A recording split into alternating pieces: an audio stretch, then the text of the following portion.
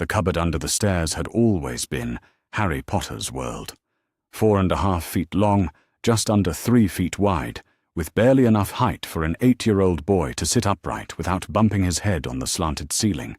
The walls bore testament to his imprisonment, scuffed and scratched from years of desperate fidgeting, marked with tiny notches he had carved with his fingernails to count the endless days of punishment. But tonight was different. Vernon Dursley's latest explosion had been particularly vicious. Something about Harry's accidental magic, making the neighbors' roses bloom out of season, embarrassing the family in front of the entire street. The punishment had been swift and brutal. 3 days locked in the cupboard with nothing but stale bread crusts and tepid water shoved through the cat flap they had installed at the base of the door. Harry pressed his back against the wall and tried to make himself smaller. His ribs still ached from where Vernon's meaty hands had shoved him inside, and his stomach cramped with familiar hunger. But physical pain was nothing new. What bothered him more was the growing certainty that this was his life forever, that the Dursleys would keep him locked away like some shameful secret until he died, or went mad, or both.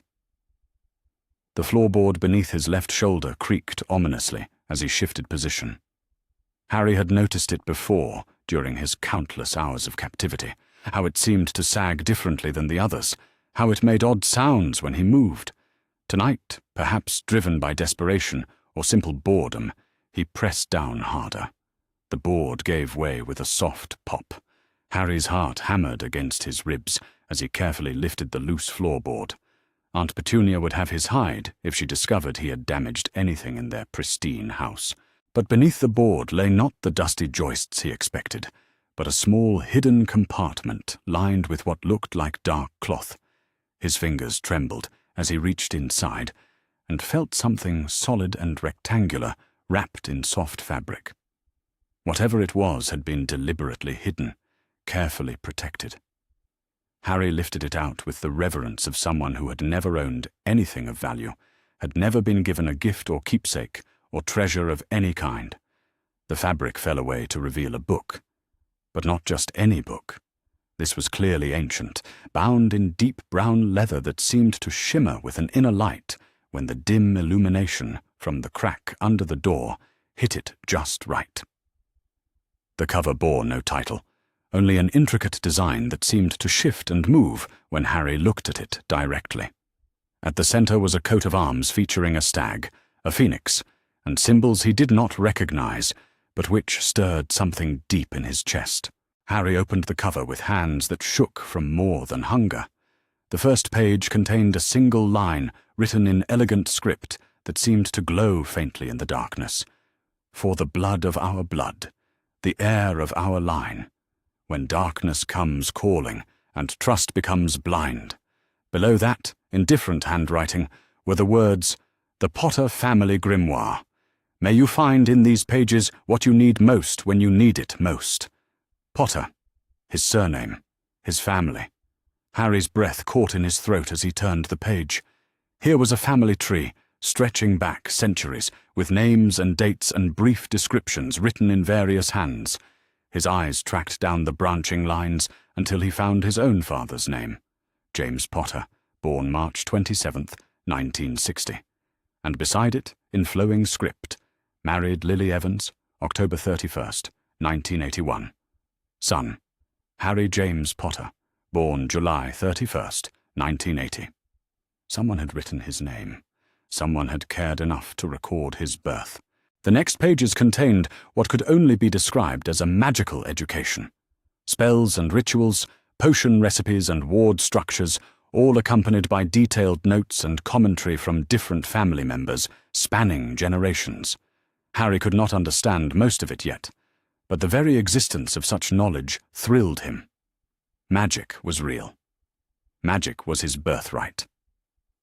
As he read deeper, patterns began to emerge. The Potter family had not simply been wizards. They had been protectors, guardians of ancient knowledge and keepers of powerful magic designed to shield the innocent. Generation after generation had added to this collection, each contributing their own discoveries and insights. Harry learned about his great-great-grandfather, who had developed wards so powerful they could hide entire villages from dark wizards. He read about his grandfather, Fleamont, who had created healing potions that could mend bones and restore sight. He discovered that his grandmother, Euphemia, had been a master of transfiguration, able to alter reality itself with her magic. And then, near the very end of the book, he found fresh ink. The handwriting was different from all the rest, more modern, and it bore a date that made Harry's heart stop. October 30th, 1981. The day before his parents had died. 2 sections were written in different hands. The first, in bold, confident strokes, James Potter's final entry. The second, in flowing, elegant script, Lily Potter's last testament. Harry's hands shook as he began to read his father's words.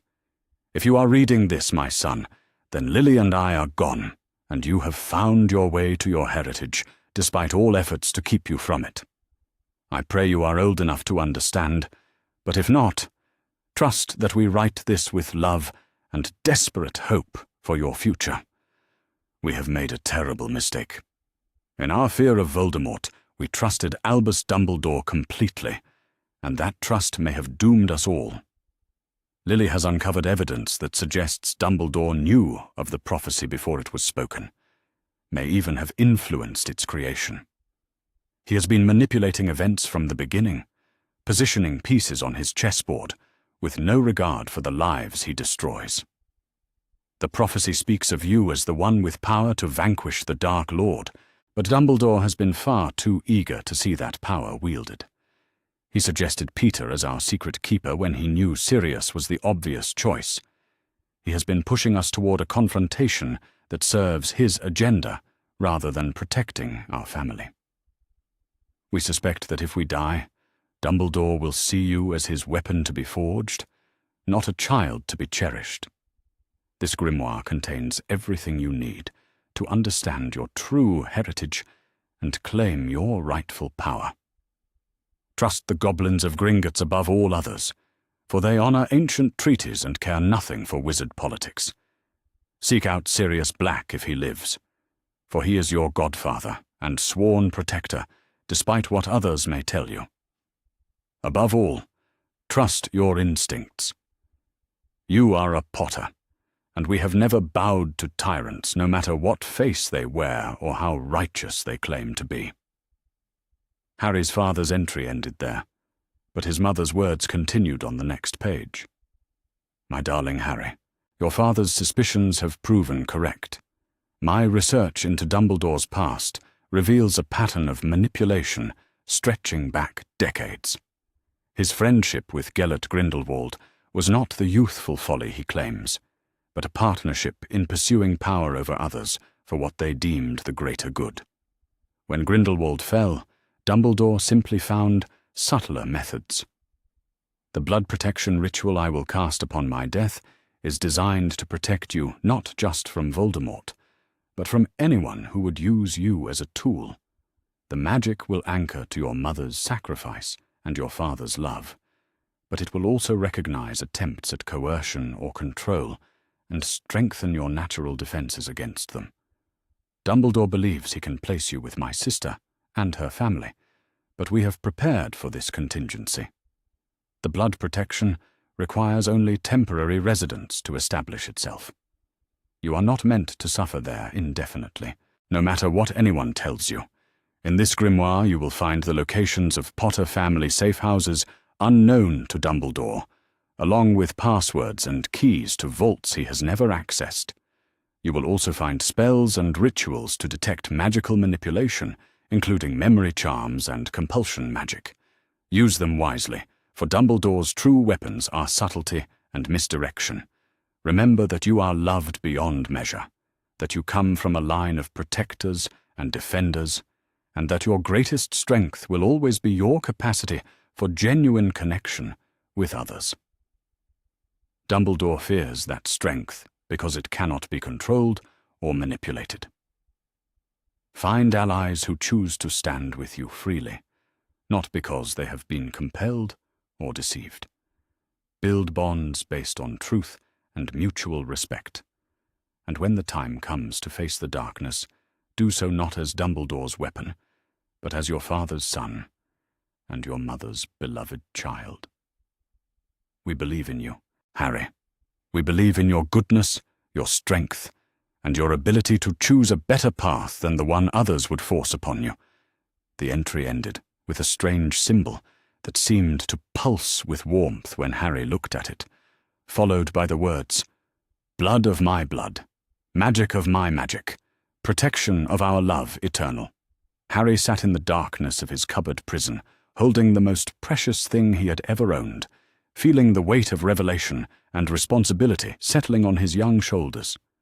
Everything he had been told about his parents' death, everything the Dursleys had said about his freakishness and unworthiness, everything he had accepted about his place in the world had been a lie. He was not just a freak or a burden or an unwanted obligation. He was Harry Potter, heir to centuries of magical knowledge and protector magic. His parents had not died in a car crash as the Dursleys claimed, but in battle against a dark wizard, and they had loved him enough to leave him the tools to claim his birthright and fight back against those who would control him. For the first time in his life, Harry felt something burning in his chest that was not hunger or pain or despair. It was rage, clean and focused and righteous. The Dursleys had known. They had known who he was, what he was, and they had chosen to lock him in this cupboard anyway, to starve him and beat him and tell him he was worthless. But more than that, someone named Albus Dumbledore had placed him here, had arranged for his suffering, had turned him into a weapon to be shaped by deprivation and isolation. Harry's grip tightened on the grimoire as magic sparked around his fingers, responding to his emotional state in ways it never had before. The knowledge in this book would teach him to use that power properly, to protect himself and others, to become what his parents had intended rather than what others wanted to make him. He was 8 years old, locked in a cupboard under the stairs, but for the first time in his life, Harry Potter was not afraid. The grimoire had given him something more valuable than food or warmth or freedom. It had given him hope and the tools to claim his future. As Harry settled back against the wall of his prison, cradling the ancient book against his chest, he began to plan. The Dursleys thought they had broken him with their cruelty, thought they had turned him into the grateful, obedient weapon Dumbledore wanted. They were about to discover just how wrong they were. The blood of Potter ran in his veins, and Potters had never surrendered without a fight. Tonight, in a cupboard that had been meant to break his spirit, Harry Potter began the journey that would reshape the entire wizarding world. The morning of December 20th dawned cold and clear over London, the winter sun casting long shadows across the cobblestones of Diagon Alley as Harry Potter prepared for what would either be the most important day of his young life or quite possibly his last. 3 days had passed since the confrontation at Grimmauld Place, 3 days during which his newfound allies had worked frantically to compile evidence and prepare for the public revelation that would either topple Albus Dumbledore from his position of unchallenged authority or result in their own destruction at the hands of the most powerful wizard of their generation. Sirius Black had proven invaluable during these preparations, his knowledge of wizarding lore and his connections within the Ministry providing crucial intelligence about the proper procedures for filing formal accusations against a sitting member of the Wizengamot. More importantly, his status as Harry's legal godfather gave their accusations a legitimacy that would be difficult for Dumbledore's supporters to dismiss as the fantasies of a traumatized child or the manipulations of dark wizards seeking to undermine the forces of good. The key, Sirius explained, as they reviewed their strategy one final time in the kitchen of Potter Sanctuary, is to present evidence that is so overwhelming and so well documented that even Dumbledore's most loyal supporters will be forced to acknowledge its validity. We can't simply make accusations and hope that people will believe us based on our word alone. The evidence they had assembled over the past several months was indeed overwhelming. Ragnarok and his goblin colleagues had provided comprehensive financial records documenting Dumbledore's systematic theft from the Potter family vaults, complete with forged authorization documents and detailed accounting of how the stolen funds had been used to purchase loyalty and silence throughout the wizarding world. Professor Vector had contributed mathematical analyses proving that the memory modifications detected in dozens of ministry officials followed patterns consistent with the theoretical framework that Dumbledore himself had developed during his early research career. Most damning of all were the restored memories of Order members who had been present during key conversations and planning sessions over the past several years. These recollections, carefully extracted and preserved using techniques developed by Lily Evans and refined by Severus Snape, provided direct evidence of Dumbledore's admissions that his actions were motivated not by concern for public safety, but by his determination to maintain control over the direction of magical society. Harry's own testimony would be the centerpiece of their case, but it needed to be supported by evidence that could be independently verified by neutral parties. Too much depended on his personal credibility, and Dumbledore would certainly attempt to discredit him as a confused child who had been manipulated by enemies of the established order. Their success would depend on presenting a case that was so thoroughly documented and corroborated that it could not be dismissed even by those who were predisposed to doubt Harry's version of events. The journey to the Ministry of Magic began at dawn, with Harry travelling under the protection of a security detail that included not just Sirius and Remus Lupin, but also several goblin warriors who had been assigned by Ragnarok to ensure that their star witness reached his destination alive and uncompromised. The goblins' presence served a dual purpose, as their diplomatic immunity and their reputation for absolute neutrality in wizarding political disputes would make it difficult for Dumbledore to claim that Harry's accusations were the result of external manipulation. "Remember," Director Ragnarok said, as their group prepared to enter the ministry through the public flu network, "you are not just representing your own interests today, but the interests of everyone who has suffered under this system of systematic deception and control. The Goblin Nation stands behind you, not because we have any particular love for wizard politics, but because we recognize that the principles at stake here transcend the boundaries between our species." The main atrium of the Ministry of Magic was bustling with its usual morning crowd of wizards and witches going about their daily business. But Harry's arrival with his unusual entourage immediately attracted attention from the security personnel who monitored all public entrances. The presence of armed goblin guards in the heart of the British magical government was unprecedented, and Harry could see ministry auras discreetly positioning themselves to respond to any potential threat. But the goblin warriors were not there to fight.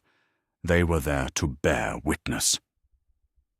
As Harry approached the information desk to request an emergency hearing with Minister Fudge and the senior members of the Wizengamot, Ragnarok stepped forward to present the formal diplomatic credentials that would transform Harry's accusations from the complaints of a private citizen into a matter of international concern requiring immediate official attention.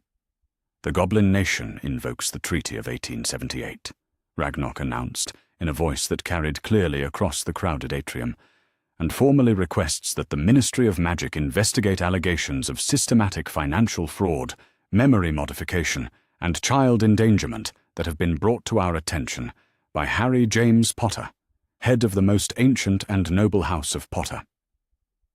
The reaction was immediate and electric.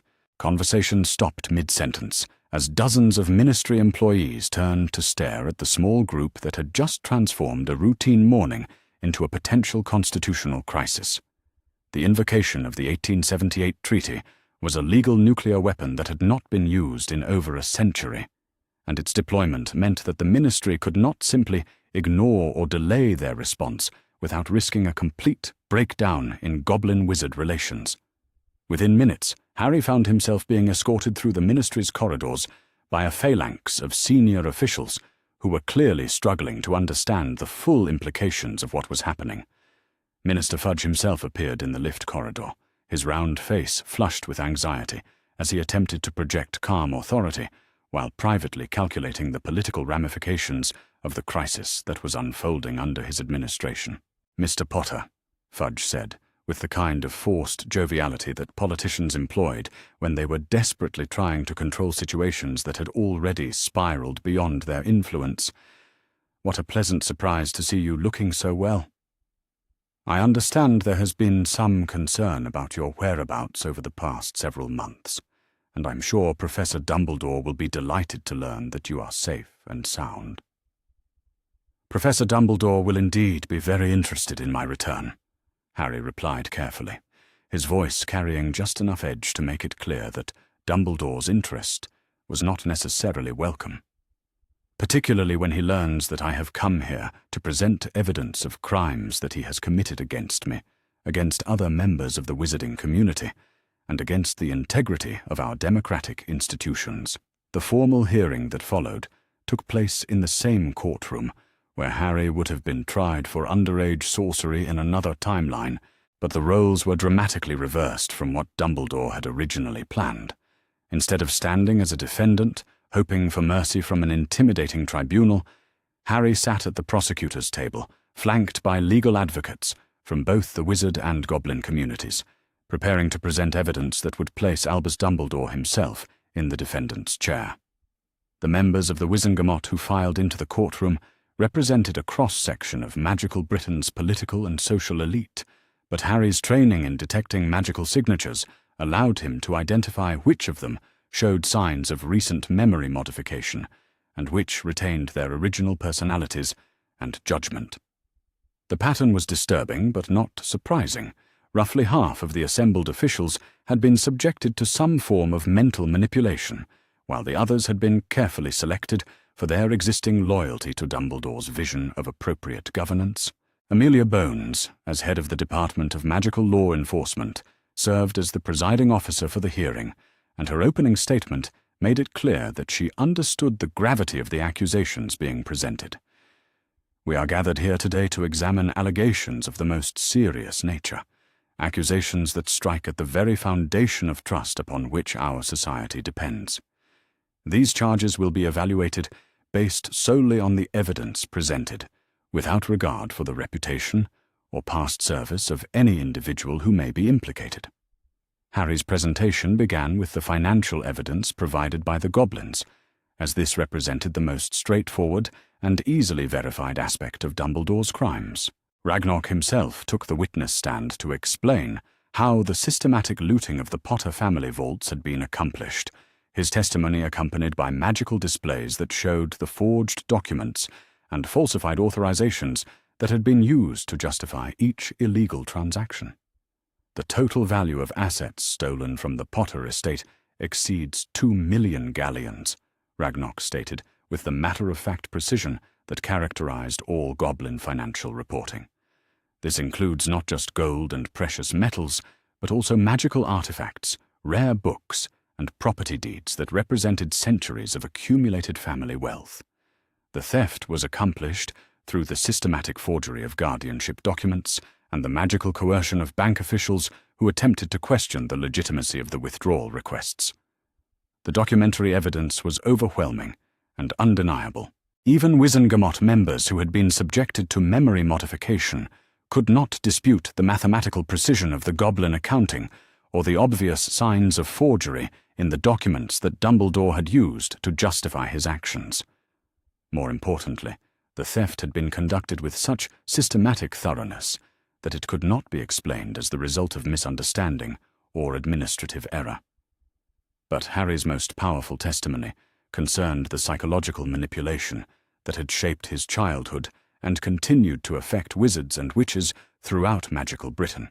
Drawing on his training in guardian magic and his collaboration with Severus Snape, he was able to demonstrate the specific magical techniques that had been used to alter memories and modify behavior on a massive scale. "Members of the Wizengamot," Harry said, as he activated a magical display that showed the distinctive signatures associated with different types of memory modification. "I ask you to examine your own minds and consider whether your thoughts and opinions on certain subjects feel entirely natural and authentic. The techniques Professor Dumbledore has employed are subtle but detectable, and I believe that many of you have been affected by them without your knowledge or consent." The demonstration that followed was perhaps the most dramatic moment in the history of the Wizengamot, as Harry used his restored memories and guardian magic training to temporarily lift the compulsion spells that had been affecting roughly half of the assembled officials. The experience of recovering authentic memories and genuine emotional responses after years of artificial modification was traumatic for many of the affected individuals, but it also provided undeniable proof of the scope of Dumbledore's manipulations. Lord Greengrass was among the first to break, his carefully maintained political neutrality crumbling as he remembered his original objections to certain ministry policies and the way those objections had been systematically suppressed through magical intervention. "My God," he whispered, as suppressed memories flooded back into his consciousness. "He's been inside our heads for years. All of us. Anyone who ever questioned his decisions or suggested alternative approaches." The cascade effect was swift and devastating, as other affected Wizengamot members began to recover their authentic personalities and remember the conversations and incidents that had been erased from their consciousness. The realization that their democratic institution had been effectively controlled by a single individual who had removed their capacity for independent thought sent shockwaves through the assembled officials that would resonate throughout magical society for years to come. But Dumbledore was not present to witness the collapse of his carefully constructed system of control. As Harry's evidence mounted and the true scope of the manipulation became undeniable, word had been sent to Hogwarts requesting the headmaster's immediate appearance before the Wizengamot to respond to the accusations being made against him. The response had been swift and unambiguous. Albus Dumbledore had disappeared from the castle, taking with him several magical artifacts of considerable power and leaving behind only a note expressing his regret that political necessity had forced him to take measures that would be temporarily misunderstood by those who lacked his broader perspective on the challenges facing magical society. The absence of the accused did nothing to diminish the impact of Harry's testimony or the weight of evidence that had been assembled against him. If anything, Dumbledore's flight served as an admission of guilt that made it impossible for even his most loyal supporters to continue defending his actions. The man who had built his reputation on facing difficult situations with courage and moral clarity had chosen to run rather than answer for his crimes. Minister Fudge's response to the crisis was characteristically political, focused more on managing public perception than on addressing the fundamental issues that had been revealed. "The Ministry of Magic takes these allegations with the utmost seriousness," he announced as the formal hearing drew to a close. "And we will spare no effort in investigating these matters and bringing any wrongdoers to justice. However, I want to assure the wizarding public that the vast majority of our institutions remain sound and that this situation represents the actions of individuals rather than systematic failures in our democratic processes." But Harry understood that Fudge's reassurances were meaningless in the face of what had been revealed. The memory modifications had extended far beyond the Wizengamot to include ministry department heads, Hogwarts faculty, and influential figures throughout magical society. The scope of the deception meant that virtually every major decision made by the British magical government over the past several years had been influenced by Dumbledore's manipulations rather than genuine democratic deliberation. The legal proceedings that followed would take months to complete, as the full extent of Dumbledore's crimes was documented, and the affected individuals worked to recover their authentic memories and rebuild their capacity for independent thought. But the immediate result of Harry's testimony was a complete transformation in his legal status and social position within the wizarding world. "By order of the Wizengamot," Amelia Bones announced during the final session of the emergency hearing, "Harry James Potter is hereby granted full legal emancipation and recognized as the rightful head of the most ancient and noble house of Potter. All guardianship arrangements previously imposed upon him are declared null and void, and he is granted complete control over his family's assets and properties." The declaration was more than just a legal formality. It represented Harry's emergence from the shadows where he had been forced to operate and his recognition as a legitimate political force within magical society. No longer would he need to hide behind false identities or work through intermediaries to pursue his goals. He could now speak with the full authority of his family name and magical heritage, commanding respect and attention that could not be dismissed or ignored. But with recognition came new responsibilities and dangers. As Harry left the ministry building surrounded by the same goblin guards who had protected him during his testimony, he understood that his public emergence had transformed him from Dumbledore's secret enemy into his most visible target. The man who had shaped magical society through subtle manipulation and behind-the-scenes influence would now be forced to respond more directly to challenges to his authority, and his response was unlikely to be gentle or restrained. "You've won the first battle," Sirius observed as they made their way back to Potter Sanctuary through a series of secured Floo connections. "But this war is far from over. Dumbledore still has allies, still has resources, and now he has nothing left to lose. He'll be more dangerous as a fugitive than he ever was as a respected member of the establishment."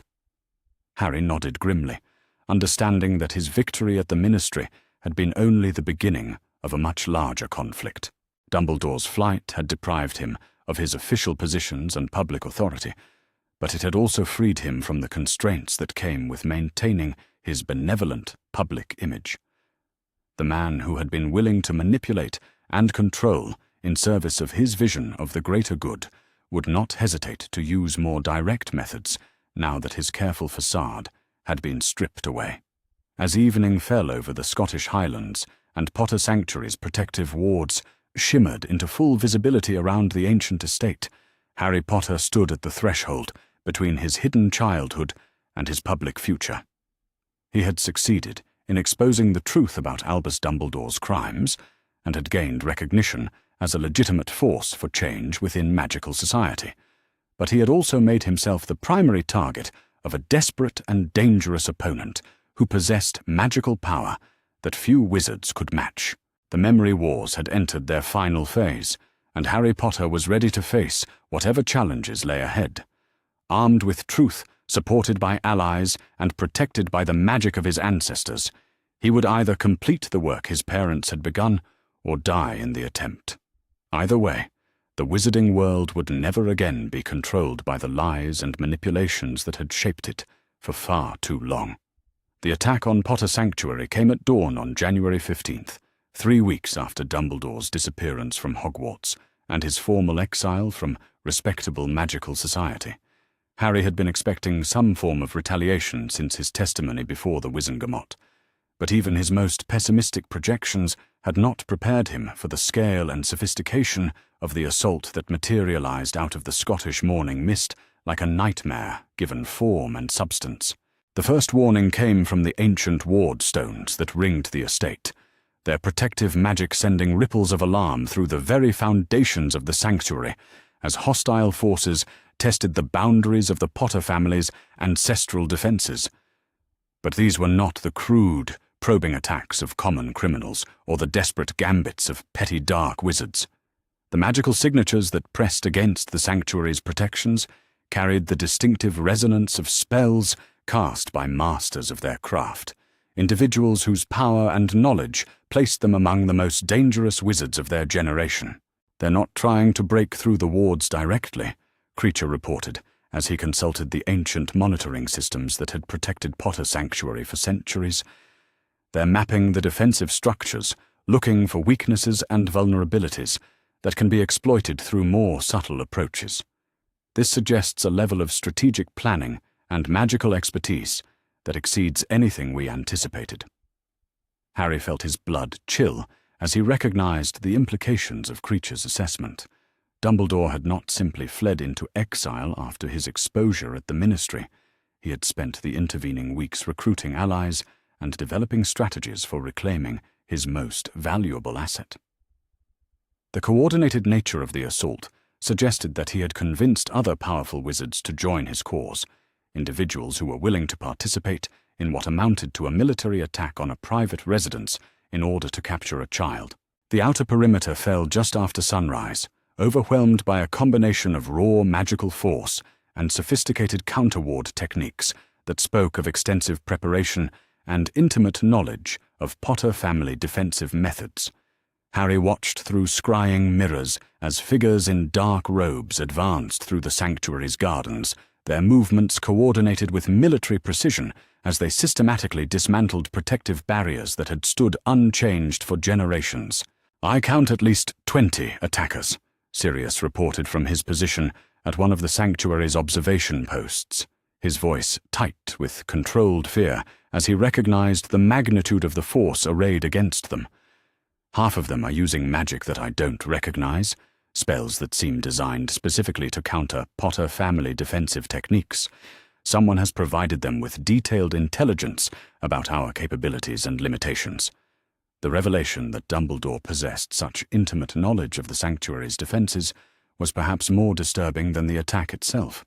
The Potter family had guarded their magical secrets jealously for centuries, sharing their most advanced techniques only with blood relatives and sworn allies whose loyalty had been tested across multiple generations. For an outsider to possess such detailed understanding of their methods implied either systematic espionage over many years or the betrayal of someone who had been trusted with access to their most closely held knowledge. But there was no time to investigate the source of the intelligence breach, as the attackers had breached the sanctuary's middle defensive ring and were advancing toward the main house with relentless determination. Harry could see their leader now, a tall figure whose magical signature blazed with power that dwarfed even the considerable abilities of his companions. Even at a distance, and obscured by concealment charms, there was no mistaking the distinctive aura of controlled force that had made Albus Dumbledore the most feared wizard of his generation. "He's brought the Elder Wand," Professor Vector observed from her position at the sanctuary's central monitoring station, her voice filled with the kind of academic fascination that remained undimmed even in the face of mortal danger. "I can detect the magical resonance of the Deathly Hallow from here, and its power signature is unlike anything I've encountered in my research. No wonder he's been able to recruit so many allies to his cause. Few wizards would dare refuse a direct request from the Master of Death's own wand." The Elder Wand's presence transformed the tactical situation from desperate to nearly hopeless. The legendary weapon was said to make its wielder unbeatable in magical combat, and Dumbledore's mastery of advanced magic, combined with the wand's amplification effects, created a threat that conventional defensive strategies could not hope to contain. Harry's training in guardian magic had prepared him for many scenarios, but facing the most powerful wizard in the world while he wielded an artifact of godlike power was beyond even the Potter family's extensive contingency planning. But as the attackers reached the sanctuary's inner courtyard and began their final assault on the main house, Harry remembered something his father had written in the Grimoire about the true nature of power and the sources from which it could be drawn. The Deathly Hallows were indeed artifacts of immense magical significance, but they were not the only legendary items that could influence the outcome of conflicts between forces of comparable strength. Harry reached into his expanded satchel and withdrew the cloak of invisibility that had been his most treasured possession since discovering his magical heritage. The garment had served him well during his covert activities at Hogwarts and his infiltration of Order meetings, but he had always understood it to be simply a superior example of concealment magic, rather than something truly extraordinary. Now, as Dumbledore's forces prepared to breach the sanctuary's final defenses, Harry began to understand the true significance of his inheritance. "The cloak isn't just a tool for hiding," he whispered to himself as he felt the ancient magic that permeated the fabric responding to his desperate need. "It's one of the Deathly Hallows, created by Death himself as a protection against forces that should be beyond mortal resistance. If the Elder Wand makes Dumbledore unbeatable in direct combat, then the cloak should make me immune to his attacks." The theory was untested and potentially fatal if incorrect, but Harry had no other options as the sanctuary's front doors exploded inward and Dumbledore's strike force poured into the entrance hall like a tide of controlled destruction. The attackers moved with professional efficiency, their spells designed not to kill, but to incapacitate and capture, suggesting that Dumbledore still hoped to reclaim his weapon rather than simply eliminate a threat to his authority. But Harry's allies were not prepared to surrender without a fight. Severus Snape emerged from concealment near the main staircase, his wand crackling with the kind of dark magic that had made him one of Voldemort's most valued Death Eaters before his change of allegiance. Professor Vector positioned herself behind a conjured barrier of arithmantic shields, her mathematical precision turning defensive magic into an art form that deflected even the most sophisticated offensive spells. Most dramatically, Kreacher and his fellow house elves revealed combat capabilities that few wizards had ever witnessed, their unique magic allowing them to bypass conventional defenses and strike at enemies from angles that should have been impossible. The battle that followed was unlike anything that had ever taken place within the walls of Potter Sanctuary. Centuries of accumulated protective magic clashed with raw power and advanced technique in a conflict that sent shockwaves through the very foundations of the ancient estate. Windows shattered under the pressure of conflicting magical energies, while portraits fled their frames and magical artifacts activated defensive protocols that had not been triggered since the sanctuary's construction. Harry watched the fighting unfold from his position beneath the invisibility cloak, studying Dumbledore's tactics and waiting for the right moment to intervene. The elderly wizard was indeed formidable in direct combat, his spells cast with a precision and power that spoke of decades of experience in magical warfare. But Harry's training allowed him to recognize patterns in Dumbledore's approach, techniques that relied heavily on psychological manipulation, and the assumption that his opponents would be intimidated by his reputation rather than focused on exploiting his weaknesses. The turning point came when Dumbledore tired of the extended battle and decided to demonstrate the full power of the Elder Wand. Drawing upon magical forces that exceeded anything Harry had previously witnessed, the headmaster began casting what appeared to be a ward-breaking spell of unprecedented scope and power. The magic he unleashed was designed not just to penetrate the sanctuary's remaining defenses, but to tear them apart so completely that the ancient estate would be rendered uninhabitable for future generations.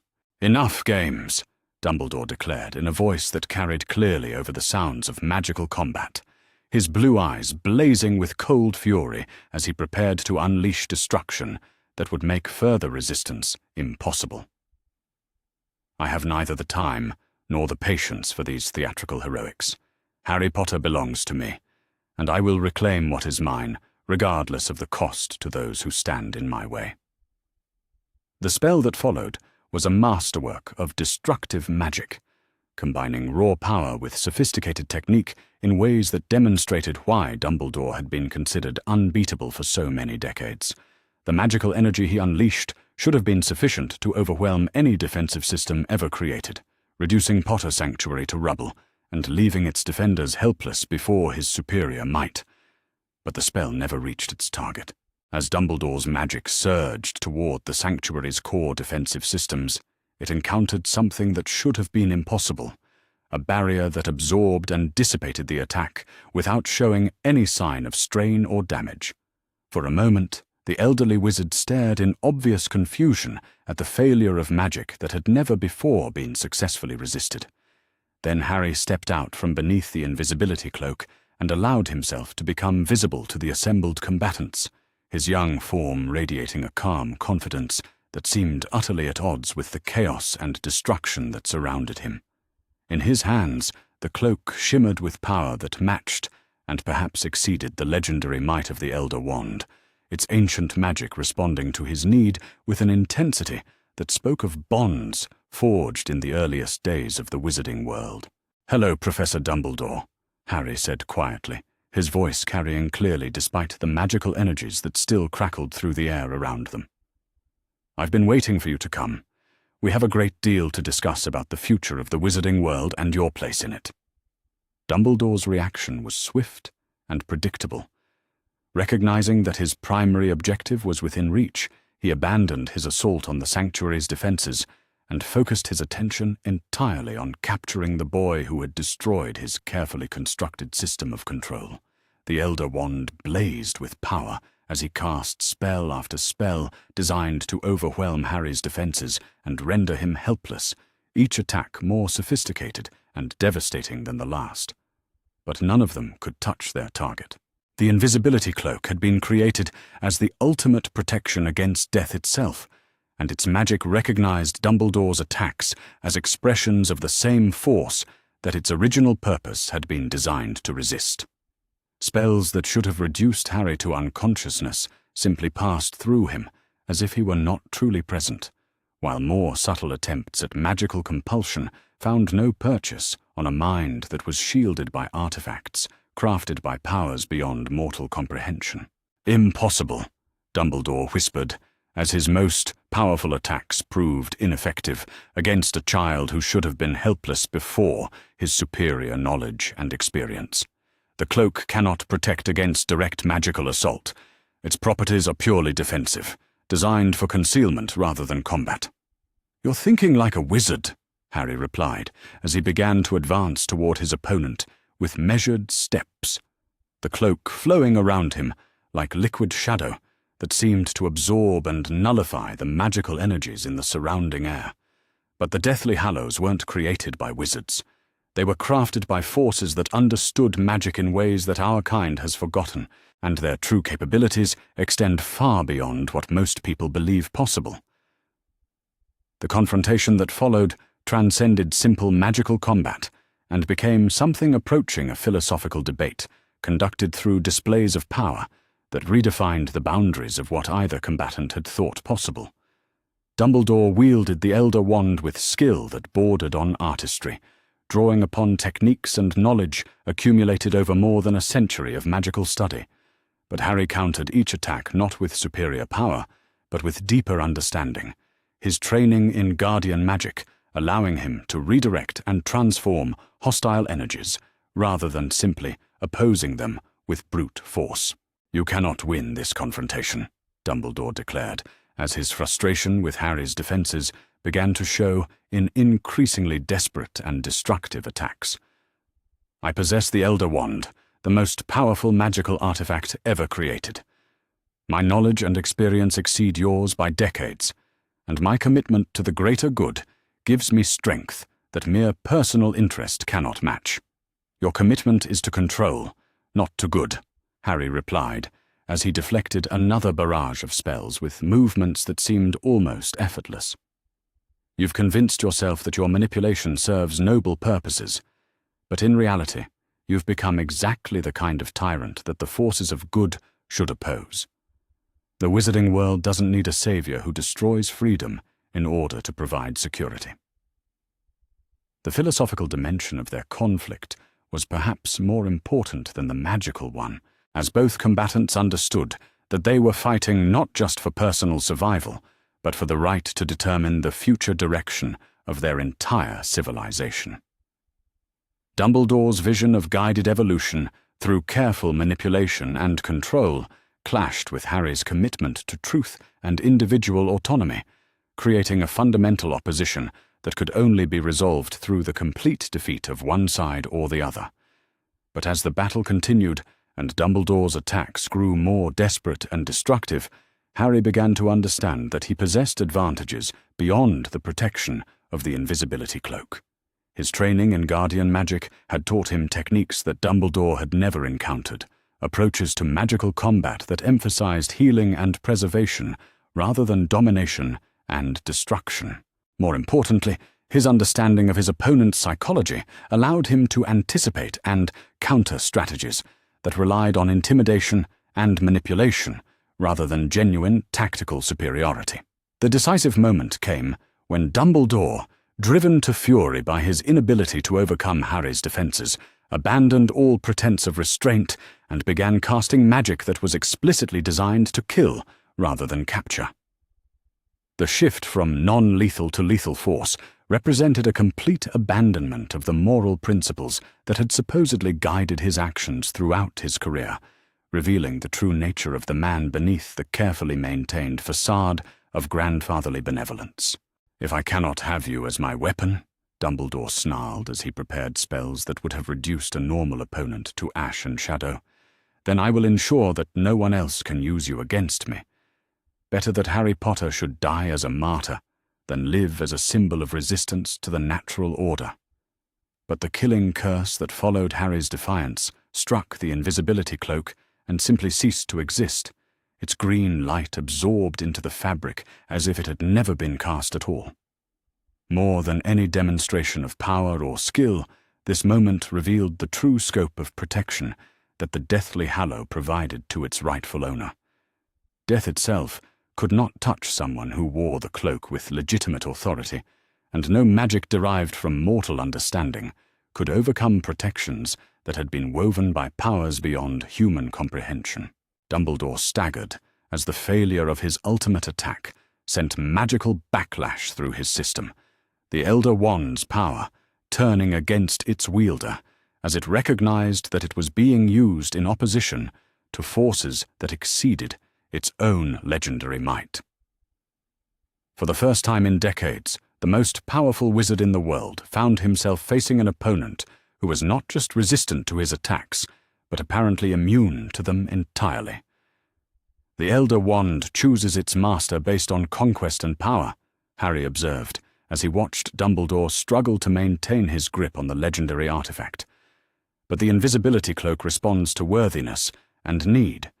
You've spent so many years focused on controlling others that you've forgotten what it means to serve something greater than your own vision of appropriate order. The psychological component of Harry's attack was perhaps more devastating than any spell he could have cast. Dumbledore's entire identity had been built around his conviction that he alone possessed the wisdom and strength necessary to guide the wizarding world toward a better future. The realization that his methods had transformed him into the very kind of tyrant he claimed to oppose, and that his carefully accumulated power could not overcome the simple moral authority of a child who fought for truth rather than control, shattered psychological defenses that had protected his sanity for decades. The battle's conclusion came not through magical superiority, but through the intervention of allies who had been waiting for the right moment to act.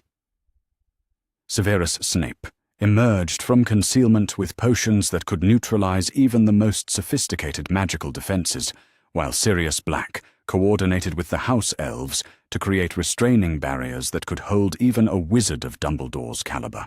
Most importantly, the other members of Dumbledore's strike force found themselves facing opponents who understood their motivations and could offer them alternatives to continued service to a cause that had revealed its true nature.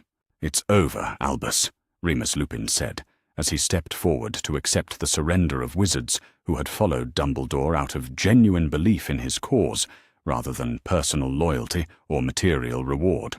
"Your supporters came here because they believed you were trying to protect the wizarding world from a dangerous dark wizard. Now they can see that you're the one who represents the greatest threat to everything we're supposed to be defending. The capture of Albus Dumbledore marked the end of an era in the history of magical Britain, but it also represented the beginning of something unprecedented, a future in which the wizarding world would be free to develop according to the genuine will of its people, rather than the careful manipulations of a single individual who had appointed himself as the architect of their destiny." As Dumbledore was bound and prepared for transport to a secure location where he could be held pending formal trial, Harry Potter stood among the ruins of Potter Sanctuary and contemplated the magnitude of what had been accomplished. The boy who had been designed as the ultimate weapon had instead become the liberator of an entire civilization. Armed with truth, protected by magic beyond mortal comprehension, and supported by allies who had chosen to stand with him based on genuine conviction rather than magical compulsion, Harry Potter had proven that even the most sophisticated systems of control could be overcome by individuals who refused to surrender their right to think and choose for themselves. The wizarding world would never be the same, and for the first time in generations, that change promised hope rather than fear for those who valued freedom above security and truth above convenient lies. The trial of Albus Dumbledore began 6 weeks after his capture at Potter Sanctuary, conducted in the largest courtroom the Ministry of Magic had ever constructed to accommodate the unprecedented public interest in what historians would later call the most significant legal proceeding in the history of magical Britain. Representatives from magical governments around the world had come to observe the proceedings, while the Goblin Nation had sent its most senior legal scholars to ensure that their interests in financial justice were properly represented. Harry Potter sat at the prosecutor's table not as a victim seeking vengeance, but as a witness to truth, his testimony supported by mountains of evidence that had been painstakingly compiled over months of investigation. The magical resonance detectors developed by Professor Vector had identified over 300 individuals whose memories had been modified without their consent, while the Goblin banking records documented a pattern of financial manipulation that extended far beyond the theft, from Potter family vaults to encompass systematic fraud against dozens of other ancient wizarding families. But perhaps most damaging of all was Dumbledore himself, who had spent his weeks in custody, slowly recovering his authentic memories as the magical compulsions he had used to suppress his own guilt and doubt were carefully removed by the same techniques he had employed against others. The man who faced judgment was no longer the grandfatherly figure who had manipulated magical society for decades, but rather someone who was finally confronting the full scope of his crimes without the psychological buffers that had allowed him to justify them as necessary for the greater good. "Members of the Wizengamot," Harry began as he rose to deliver his opening statement, his voice carrying clearly through the packed courtroom. "We are here today, not to condemn a man for his mistakes, but to examine a system of control and manipulation that has shaped our society for decades without our knowledge or consent. The evidence we will present demonstrates that our democratic institutions have been systematically subverted by an individual who believed that his vision of appropriate governance justified any methods necessary to achieve it." The testimony that followed painted a comprehensive picture of psychological warfare conducted against an entire civilization. Witness after witness took the stand to describe how their genuine concerns and legitimate objections had been erased from their minds, replaced with artificial compliance that served Dumbledore's agenda, rather than their own moral convictions. Ministry officials revealed how policy decisions had been influenced by magical compulsion rather than democratic debate, while Hogwarts faculty members described how educational curricula had been modified to promote specific political viewpoints rather than encouraging critical thinking. Molly Weasley's testimony was perhaps the most emotionally devastating, as she described how her natural maternal instincts had been systematically suppressed and redirected to serve Dumbledore's purposes. "I genuinely believed that I was protecting Harry Potter by supporting the decisions that kept him isolated and dependent," she said, through tears that reflected not just personal guilt, but the horror of recognizing how completely her authentic personality had been subverted. "The magical modifications made it impossible for me to question whether the treatments he received were actually in his best interest, even when every maternal instinct I possessed should have demanded that I investigate his living conditions and advocate for his welfare." Arthur Weasley's contribution focused on the systemic corruption that had infected ministry operations, as his recovered memories revealed how department policies had been shaped by magical influence rather than professional expertise or public need. Entire legislative initiatives were designed not to address genuine problems, but to increase centralized control over aspects of magical society that had previously operated with reasonable independence, he explained to the assembled Wizengamot.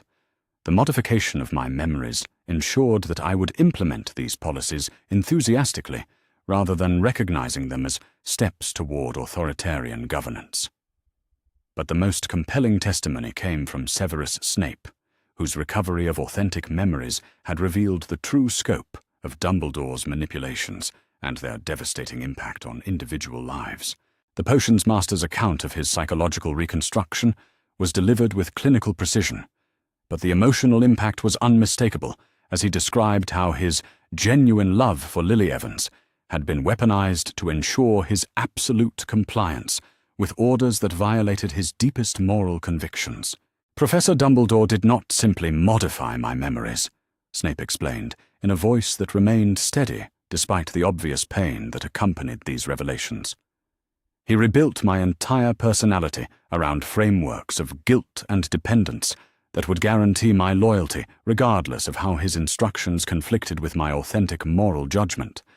The man you knew as Severus Snape for the past 20 years was essentially a magical construct designed to serve specific purposes rather than an autonomous individual capable of independent thought and decision-making. The evidence presented during the trial's first week established beyond any reasonable doubt that Dumbledore had committed crimes against individual victims that were serious enough to warrant life imprisonment under existing magical law. But Harry's testimony during the second week revealed that these individual crimes were merely components of a much larger pattern of systematic social control that had transformed the entire wizarding world into what amounted to a carefully managed police state. The modifications were not random or opportunistic, Harry explained, as he guided the Wizengamot through magical displays that showed the mathematical precision of Dumbledore's interventions. They followed specific patterns designed to create a population that would be incapable of meaningful resistance to centralized authority, while genuinely believing that their compliance served their own best interests.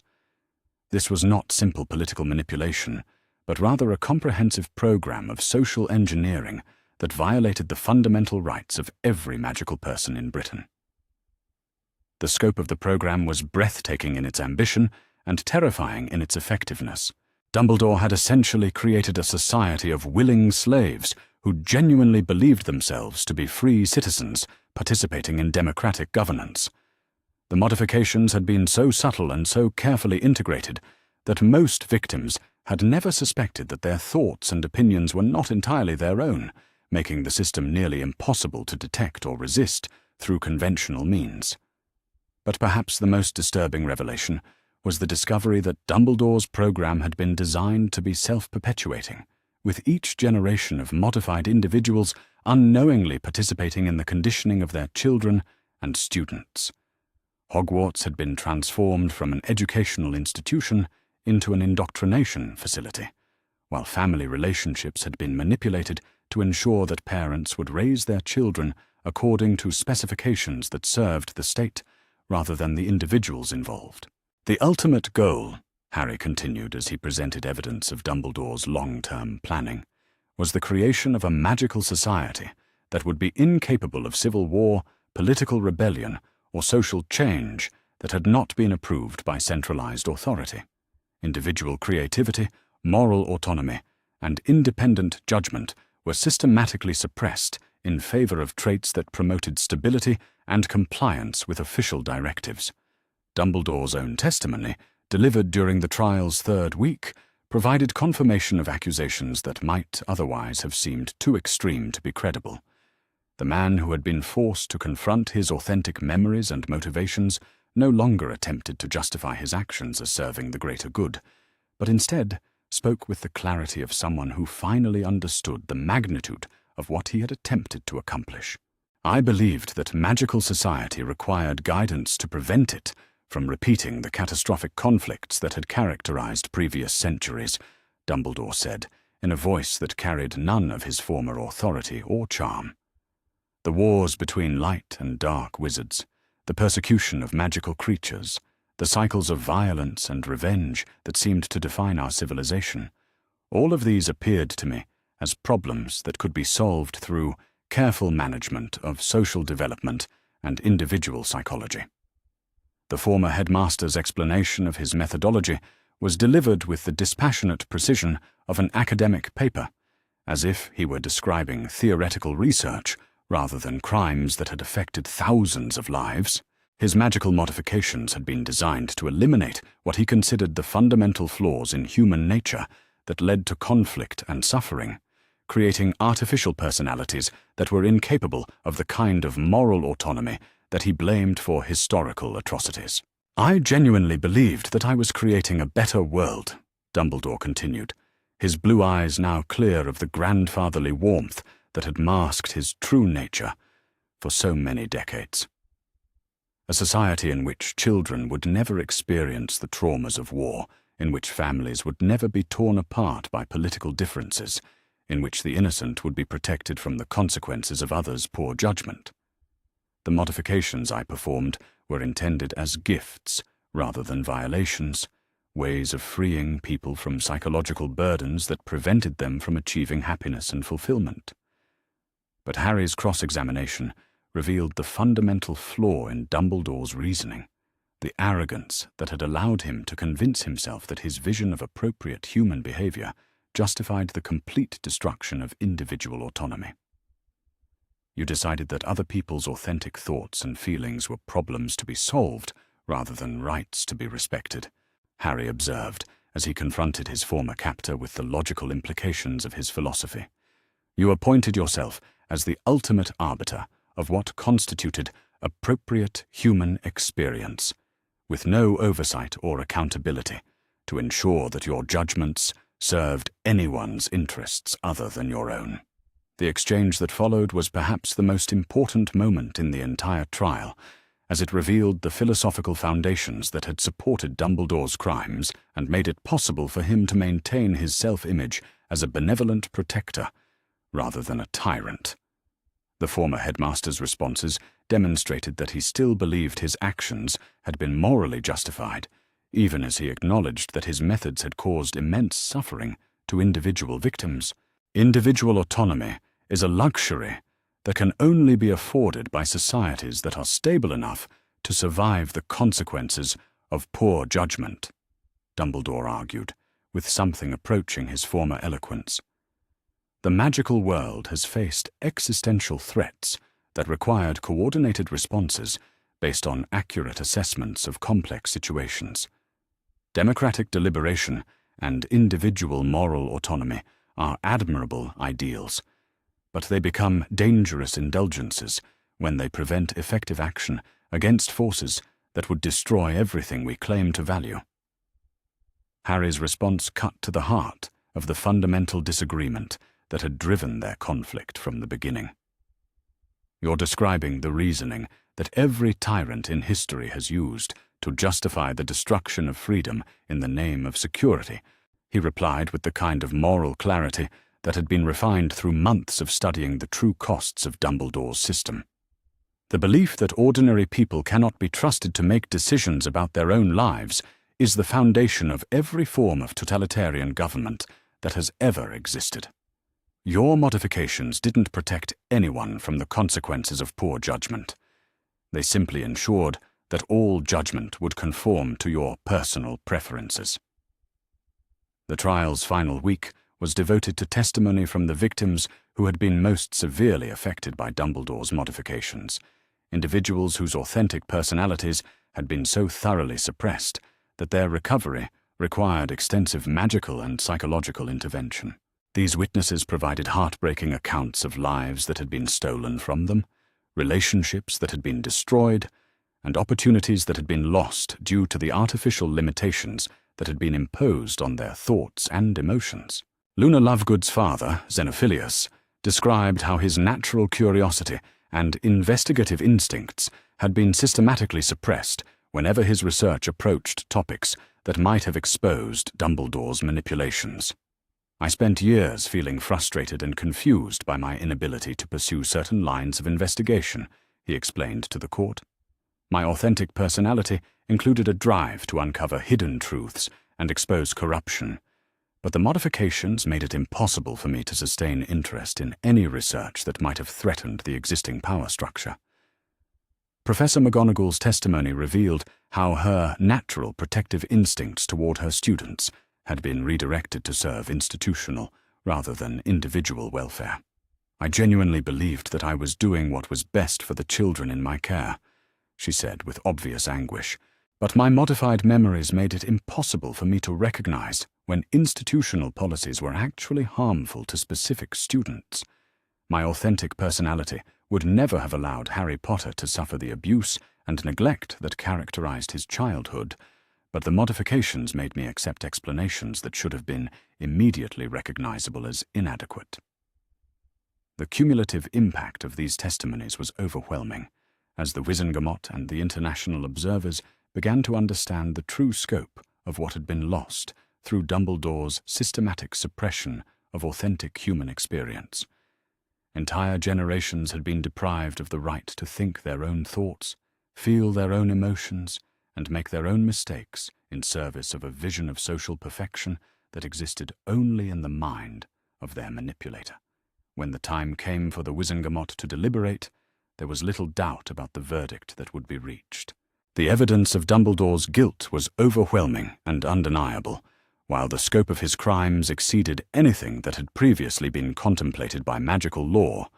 The only question was whether existing legal frameworks were adequate to address violations of such unprecedented magnitude and systematic nature. The verdict, delivered by Chief Warlock Amelia Bones after 3 days of deliberation, reflected both the gravity of the crimes and the need to establish legal precedents that would prevent similar violations in the future. "Albus Percival Wulfric Brian Dumbledore," she announced to the packed courtroom, "you are hereby found guilty of systematic memory modification without consent, financial fraud on a massive scale, child endangerment, abuse of political authority, and conspiracy to subvert democratic institutions. The sentence of this court is life imprisonment in Azkaban, without the possibility of parole, along with the complete forfeiture of all personal assets and the revocation of all honors and titles previously awarded." But for Harry, the verdict was less important than what came after, the massive undertaking of rebuilding a magical society that had been systematically corrupted by decades of hidden manipulation. The restoration of authentic memories to thousands of victims was only the beginning of a process that would require years of careful work to complete, as individuals struggled to reclaim their genuine personalities and rebuild relationships that had been damaged by artificial modifications. The Potter Foundation, established with assets recovered from Dumbledore's various accounts and properties, became the primary vehicle for coordinating this restoration effort. Working in partnership with the Goblin Nation and supported by international magical organizations, the Foundation developed programs to identify victims of memory modification and provide them with the medical and psychological support necessary for safe recovery of their authentic personalities. Harry's role in these efforts extended far beyond simply providing funding and organizational support. His training in Guardian magic and his collaboration with experts like Severus Snape and Professor Vector had made him one of the few individuals capable of performing the delicate memory archaeology work necessary to restore complex modifications without causing additional psychological trauma. Much of his time during the months following the trial was devoted to healing work that helped individual victims reclaim their stolen lives. But perhaps the most important aspect of the Foundation's work was educational, as they developed programs to help magical society understand how systematic manipulation had been possible and what safeguards would be necessary to prevent similar violations in the future. The techniques that Dumbledore had employed were not unique to him, but rather represented applications of magical principles that could be misused by anyone with sufficient knowledge and lack of moral restraint. The new Hogwarts curriculum that emerged from these efforts emphasized critical thinking and individual moral autonomy rather than deference to authority and acceptance of official narratives. Students were taught not just magical techniques, but also the ethical principles that should govern their use, along with practical skills for detecting and resisting psychological manipulation. Most importantly, they were encouraged to question established wisdom and develop their own informed opinions, rather than simply accepting what they were told by adults. Severus Snape's transformation into one of the new curriculum's most effective teachers represented one of the most remarkable aspects of the post-Dumbledore reconstruction. His authentic personality, freed from the guilt and self-loathing that had been artificially imposed upon him, revealed a man of genuine intellectual curiosity and deep moral conviction, who was passionately committed to preventing other young people from experiencing the kind of psychological violation that had nearly destroyed his own life. The most insidious aspect of systematic manipulation, Snape explained to his advanced classes in Defense Against the Dark Arts, is that victims often become unwilling participants in their own continued oppression. The modifications are designed to make us believe that our compliance serves our own best interests, making resistance feel like self-betrayal rather than self-defense.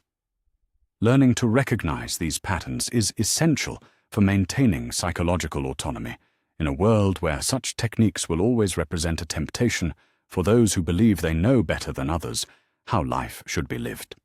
The international ramifications of Dumbledore's trial extended far beyond the borders of magical Britain, as other magical governments began investigating whether similar programs of systematic manipulation had been implemented in their own jurisdictions.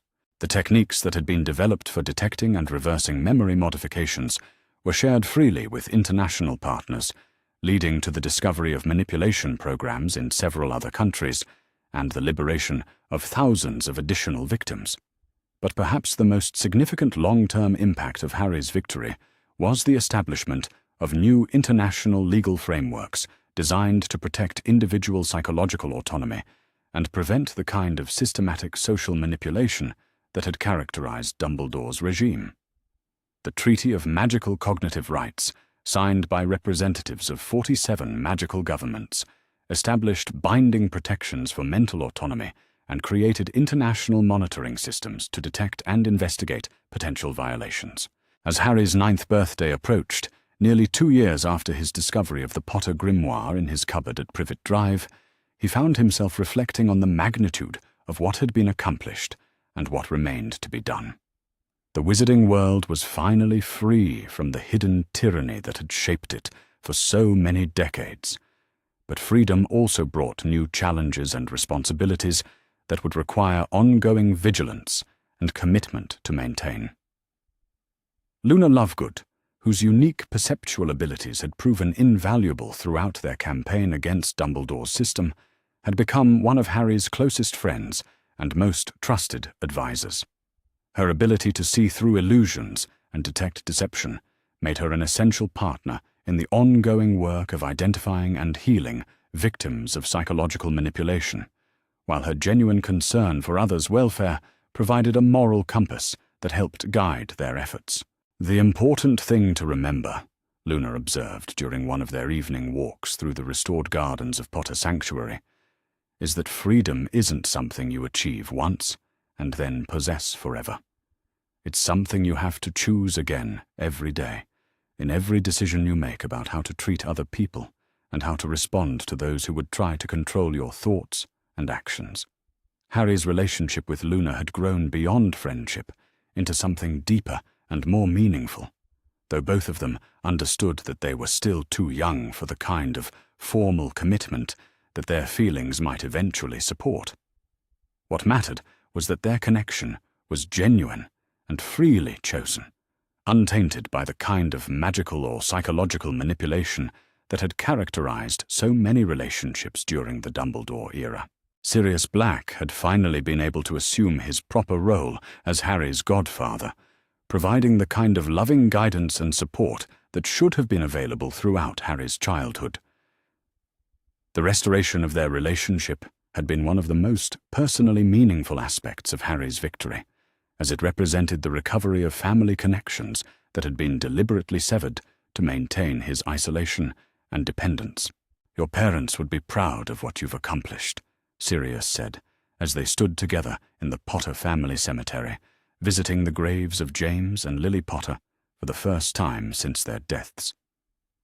"They prepared you for this battle as well as they could, but the courage and wisdom you've shown in fighting it came from your own character, rather than anything they could have taught you." As the sun set over the Scottish Highlands and the ancient wards of Potter Sanctuary shimmered into visibility around the restored estate, Harry Potter contemplated the future with a sense of cautious optimism that would have been impossible during the dark years of his captivity. He had proven that even the most sophisticated systems of control could be overcome by individuals who refused to surrender their right to think and choose for themselves. The wizarding world would never again be perfect, as perfection was neither possible nor desirable for a society composed of autonomous individuals with their own thoughts and dreams and aspirations. But it would be free and that freedom represented the foundation upon which genuine progress and authentic happiness could be built. Harry Potter was no longer the broken child who had cowered in a cupboard under the stairs, nor was he the weapon that Albus Dumbledore had tried to forge through systematic abuse and manipulation. He was simply Harry, a young wizard who had learned that the greatest magic of all was the courage to stand up for truth and justice, even when the odds seemed impossible, and the cost appeared to be everything he valued. The memory wars were over, and truth had won. Now the real work could begin. Harry spent the remainder of that night reading and rereading his parents' final entries, memorizing every word until they were burned into his mind like brands. When dawn crept through the crack beneath the cupboard door, he carefully wrapped the grimoire back in its protective cloth and returned it to its hiding place beneath the loose floorboard. The knowledge it contained was too precious, too dangerous to risk discovery by the Dursleys. But the words his parents had written continued to echo in his thoughts throughout the following day as he performed his usual litany of chores. As he scrubbed the kitchen floor on his hands and knees, he thought about his father's warning that Dumbledore had positioned pieces on his chessboard with no regard for the lives destroyed. As he weeded Aunt Petunia's garden under the scorching August sun, he wondered what evidence his mother had uncovered about Dumbledore's past partnership with a dark wizard named Grindelwald. The Dursleys seemed to sense his changed mood, though they could not identify its source. Vernon watched him with suspicious eyes over his morning newspaper, clearly waiting for some sign of freakishness to punish. Petunia's sharp gaze followed him as he moved about the house, her thin lips pursed with disapproval at something she could not quite name. Even Dudley seemed confused by Harry's sudden lack of cowering submission, poking and prodding at him experimentally, as if testing whether his favorite punching bag had gone defective. But Harry endured it all with a patience that would have surprised his younger self. The grimoire had given him perspective that stretched far beyond Privet Drive. He was not just Harry the freak, Harry the burden, Harry the unwanted obligation. He was the heir to centuries of magical knowledge, the son of powerful wizards who had died protecting him from forces these mundane people could never comprehend. More importantly, he now understood that his suffering here served someone else's purpose. Every day of hunger, every beating, every moment of isolation had been deliberately orchestrated by someone who claimed to know what was best for him. The thought filled him with a cold fury that burned steadier than any rage he had ever felt. That evening, after the Dursleys had settled into their usual routine of television and complaining, Harry retrieved the grimoire once more. This time he turned past his parents' entries to explore what came after. The final section of the book appeared to respond to his touch, pages revealing themselves that had seemed blank the night before. New text shimmered into existence, as if written by an invisible hand, and Harry realized with growing excitement that the grimoire was somehow alive, capable of adapting to his needs and level of understanding. The first new page bore a title in his father's handwriting, Emergency Protocols for Our Son. "Harry," his father's voice seemed to speak from the page, "if you are reading this section, then you have absorbed the truth of our situation and are ready for practical instruction. What follows are the tools and knowledge you will need to survive and ultimately thrive, despite Dumbledore's plans for you." The next several pages detailed a comprehensive plan that took Harry's breath away with its thoroughness and foresight. His parents had not simply warned him about Dumbledore's manipulations, they had provided him with step-by-step instructions for countering them. First came detection spells, magic designed to identify when someone was attempting to influence his mind or emotions. The incantations were written in both English and what appeared to be Latin, with detailed notes on wand movements and the proper mental state required for success. Harry practiced the gestures silently in the darkness of his cupboard, feeling something stir in his chest as his untrained magic responded to his focused intent. Next were protection rituals, ways to shield his thoughts and memories from intrusion. These were more complex, requiring components and preparation that would be difficult for a child to obtain. But his mother had anticipated this limitation and provided alternatives, methods for drawing protective circles using nothing more than his own blood and focused will. Most intriguingly, the grimoire contained detailed instructions for what his father called magical archaeology, techniques for recovering memories that had been altered or suppressed. The explanations were technical and often went beyond Harry's current understanding, but the underlying principle was clear.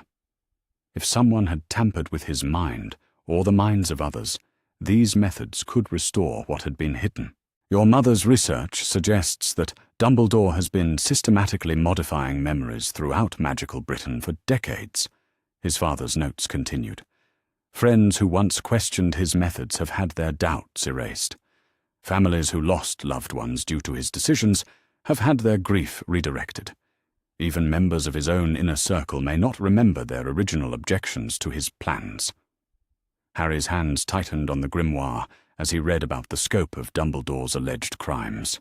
The man was not just manipulating Harry's life, but apparently the entire wizarding world, shaping perceptions and memories to maintain his position as the ultimate authority on good and evil. The next section focused on allies and resources. His parents had identified specific individuals who might be trusted, along with detailed assessments of their strengths, weaknesses, and likelihood of remaining loyal under pressure. Sirius Black topped the list, described as Harry's godfather and a man whose devotion to the Potter family ran deeper than any magical compulsion could reach. If Sirius is imprisoned, as we suspect he will be, his mother's handwriting took over. Do not accept the official story of his guilt. Your father and I changed our secret keeper at the last moment on Dumbledore's advice, choosing Peter Pettigrew over Sirius, because Dumbledore claimed it would be more unexpected. This decision felt wrong to both of us, but we trusted Dumbledore's strategic wisdom. If we are dead and Sirius is blamed, then Peter was the true traitor, and Dumbledore's advice led us directly into a trap. The implications made Harry dizzy. If his parents were correct, then not only had Dumbledore arranged for their deaths, but he had also engineered the imprisonment of Harry's godfather, leaving Harry completely isolated and dependent on Dumbledore's guidance. The manipulation was so thorough, so carefully planned, that Harry felt sick thinking about how close it had come to working perfectly. But his parents had provided him with more than just warnings.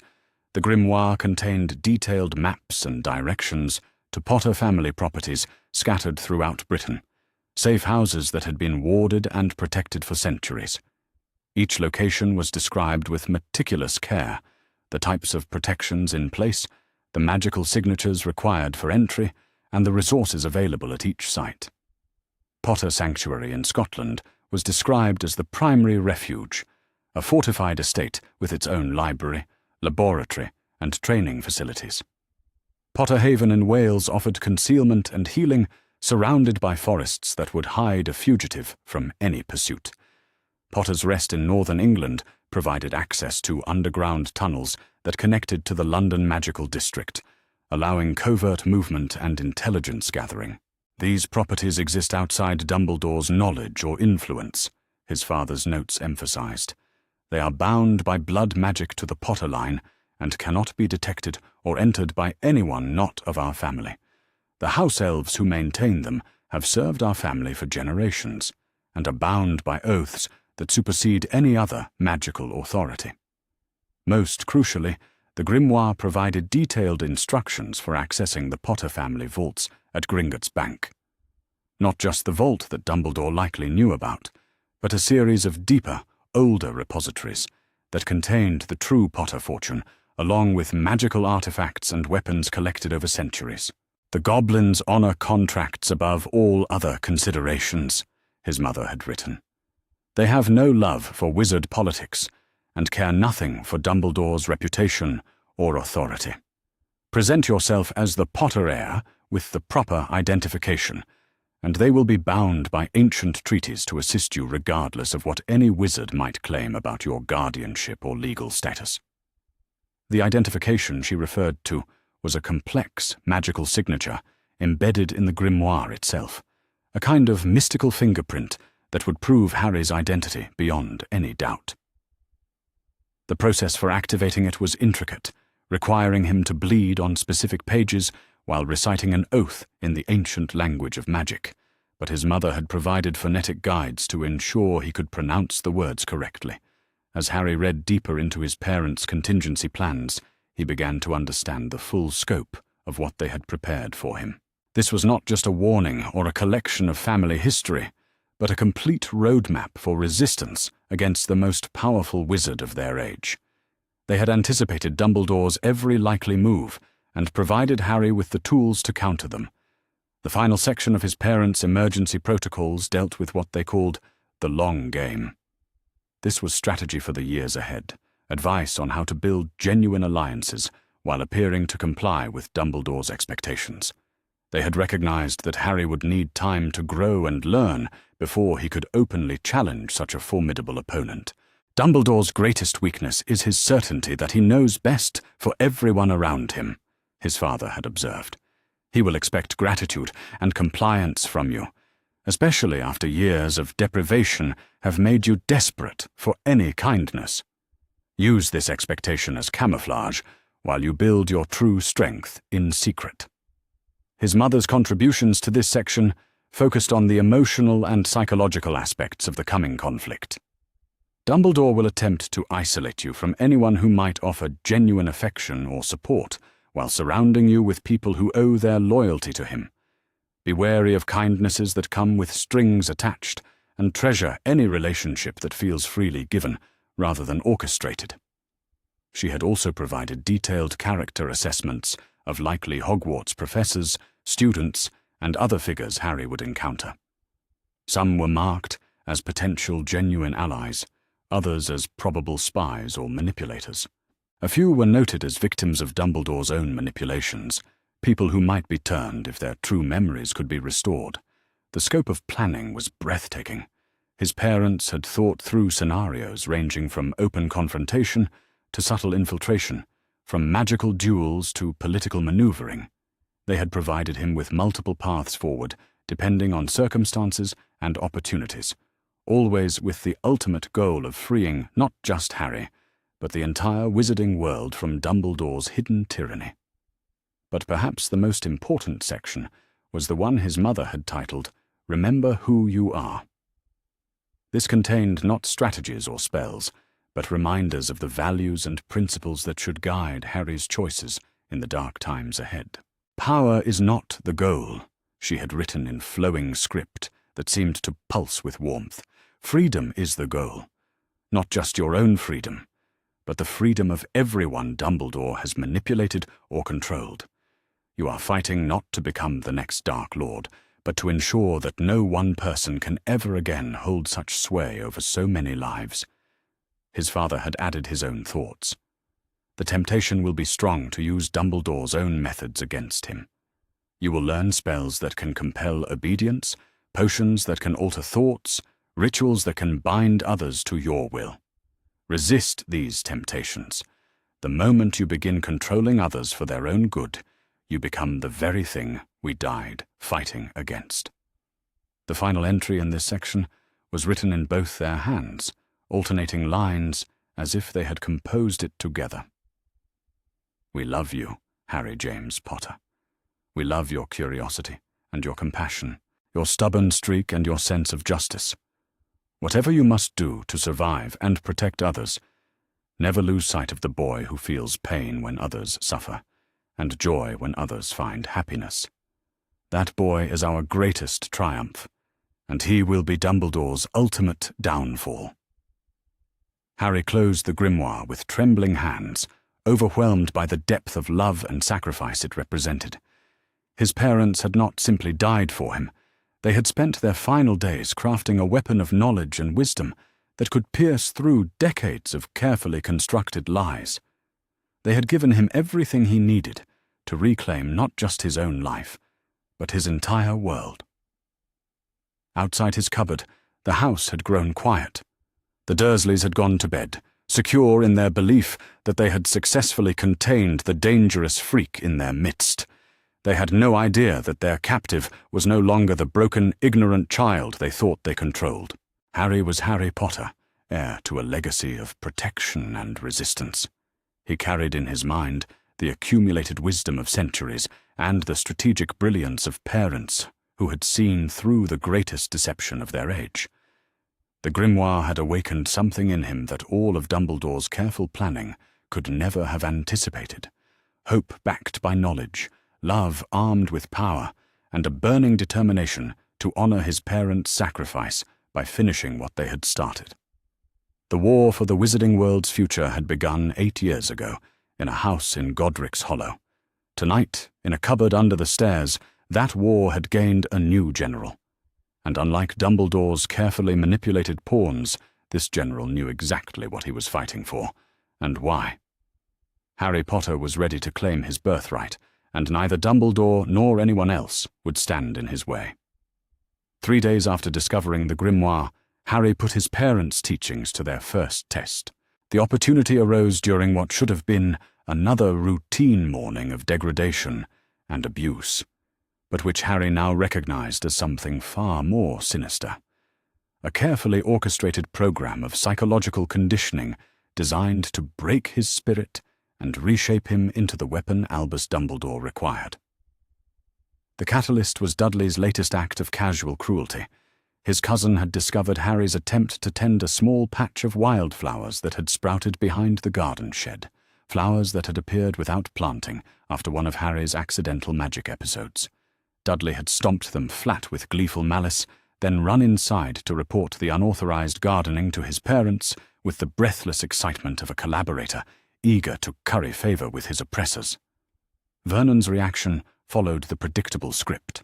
The purple-faced bellowing, the meaty hands grabbing Harry by the shoulders, the furious demands to know what kind of freakishness Harry had been practicing in their pristine suburban paradise.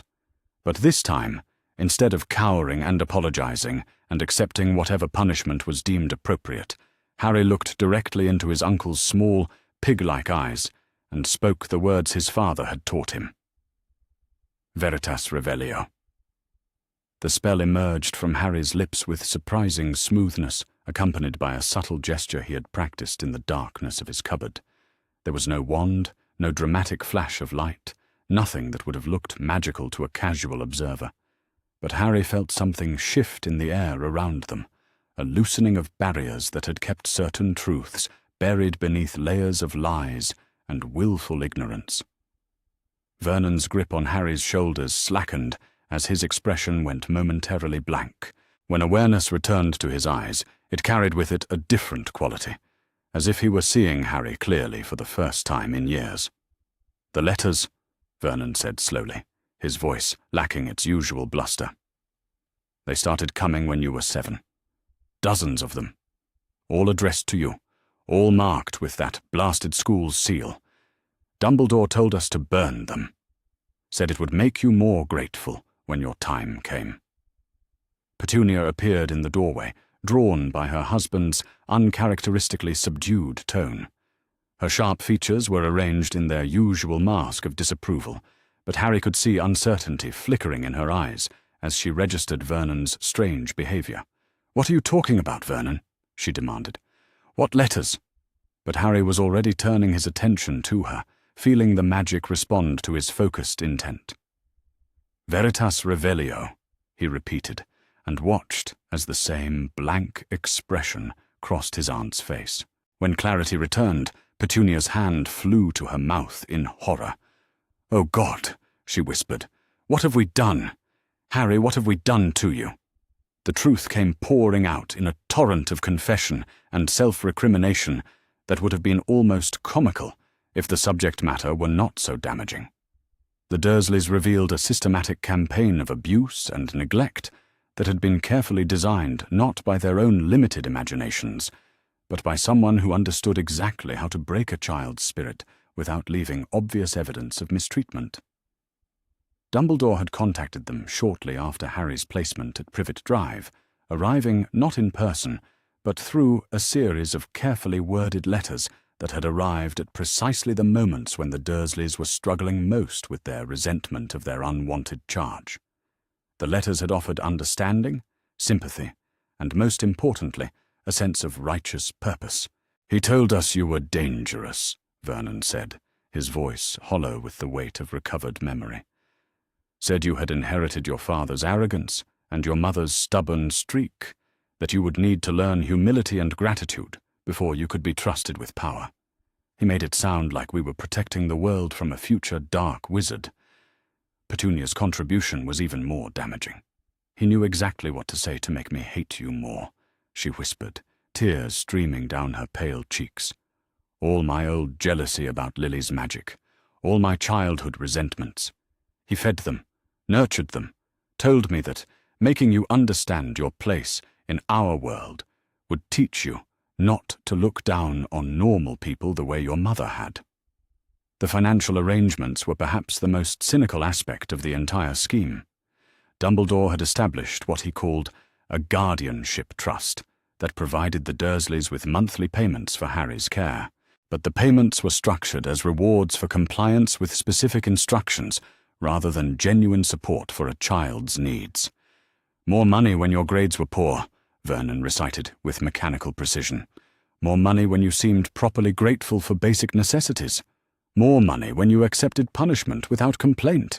He called it character building, said we were teaching you important lessons about earning what you received. Harry felt a cold fury building in his chest as the full scope of the manipulation became clear. Dumbledore had not simply placed him with reluctant relatives and hoped for the best. He had actively orchestrated every aspect of Harry's miserable childhood, turning the Dursleys into unwitting agents of his grand design, while simultaneously rewarding them for their cruelty. The most disturbing revelations concerned the letters from Hogwarts that had supposedly begun arriving on Harry's 11th birthday. In reality, they had been coming for years, ever since Harry had turned 7 and first begun showing signs of accidental magic. The Dursleys had been instructed to intercept and destroy them, to maintain Harry's ignorance of his heritage until Dumbledore deemed the moment right for revelation. He said the shock would make you more dependent on guidance, Petunia explained through her tears. That if you learned about magic gradually, you might start thinking you could manage on your own.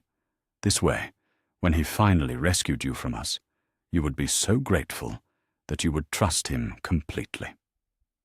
Even Dudley's behavior had been shaped by Dumbledore's careful manipulation.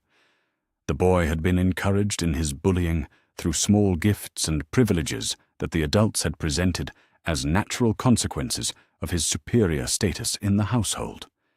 He had been taught to see Harry not as his cousin, but as a dangerous outsider who needed to be kept in line through constant intimidation.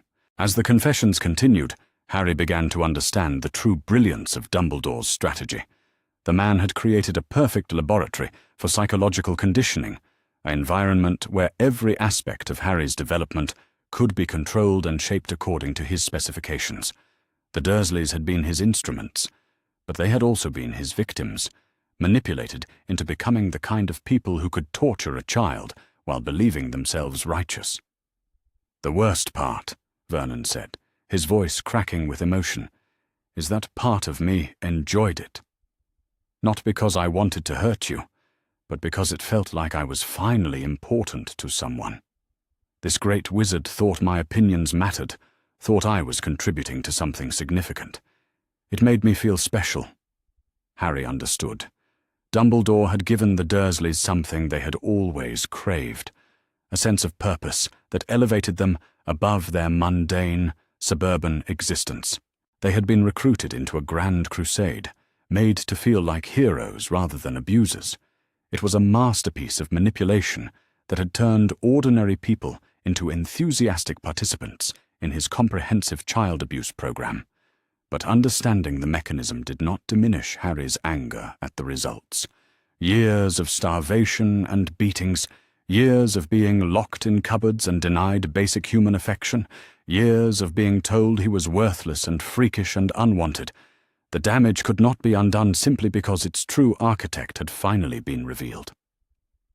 "You knew," Harry said, his voice quiet, but carrying an edge that made all 3 Dursleys flinch. "Maybe you were manipulated. Maybe you were lied to. But you knew you were hurting me. You saw me crying and begging and suffering, and you chose to continue because it served your purposes." Petunia tried to respond, but Harry cut her off with a gesture that sent ripples of power through the air around them. His magic was responding to his emotional state, growing stronger and more focused as his training took hold. "No excuses," he said firmly. "No justifications. You made choices. Every day for 8 years, you made the choice to hurt a child because it made you feel important. That responsibility belongs to you, not to Dumbledore." The next phase of his confrontation involved something his parents had called magical compulsion, a technique for binding others to specific behaviors through carefully structured oaths. It was not mind control in the traditional sense, but rather a way of ensuring compliance with agreements that served the greater good. Harry had studied the theory extensively during his nights with the Grimoire, and now he put it into practice. "You are going to swear an oath," he told the Dursleys, his voice carrying new authority that made them unconsciously straighten. "You will promise never to contact Albus Dumbledore or anyone associated with him about my presence here or my activities. You will promise never to interfere with my magical education or attempts to contact other members of the wizarding world. And you will promise to treat me with basic human decency for as long as I remain in this house." The binding was surprisingly simple once he understood the principles involved. It required nothing more than spoken words and focused intent, but the magic that sealed the agreement was ancient and powerful. Harry could feel it settling around the Dursleys like invisible chains, not controlling their thoughts, but ensuring that any attempt to break their promises would bring immediate and uncomfortable consequences. "What happens if we refuse?" Vernon asked, though his tone suggested he already knew the answer was not negotiable.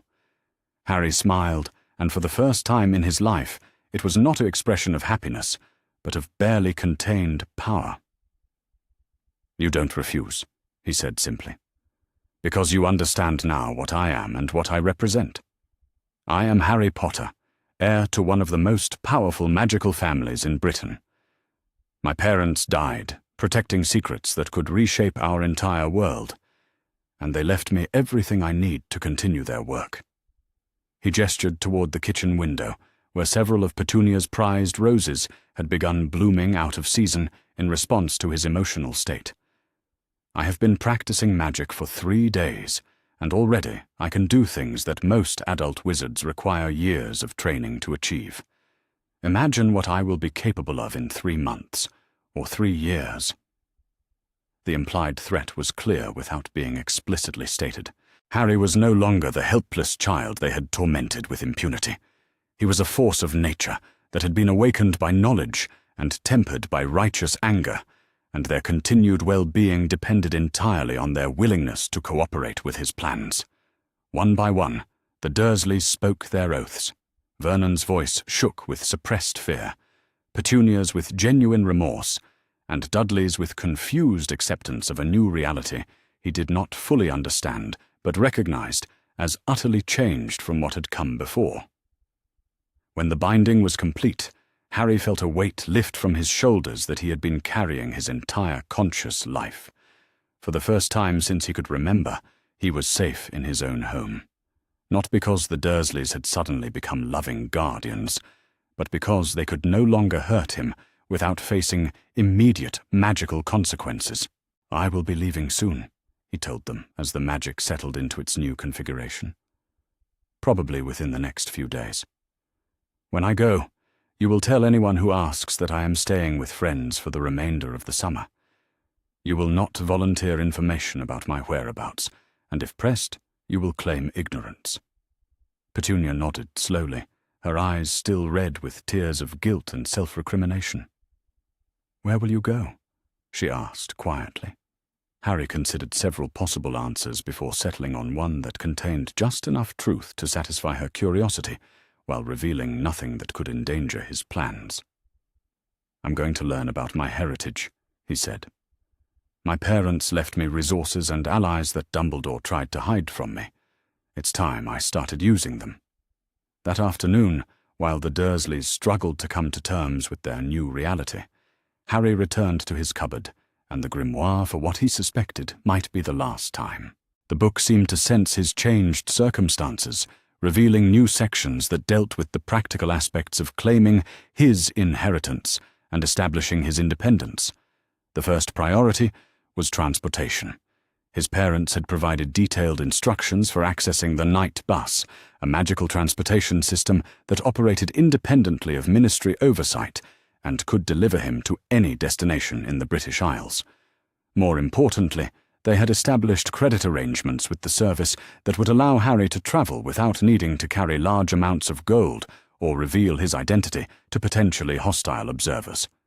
The second priority was securing his financial resources.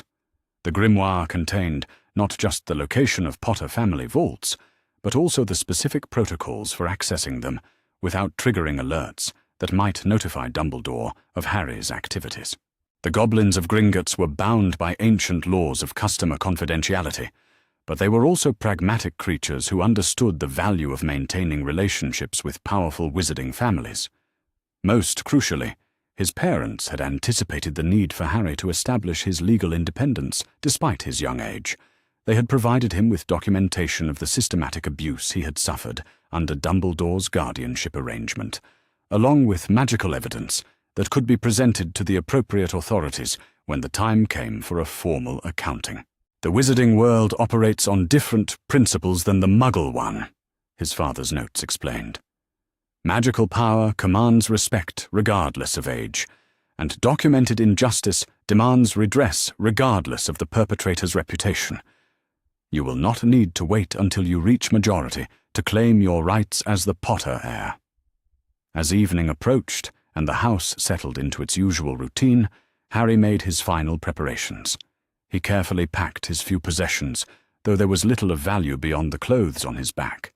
The grimoire would return to its hidden compartment, but not because he was leaving it behind. Instead, his mother had taught him a spell that would create a mental link between himself and the book, allowing him to access its contents from any distance.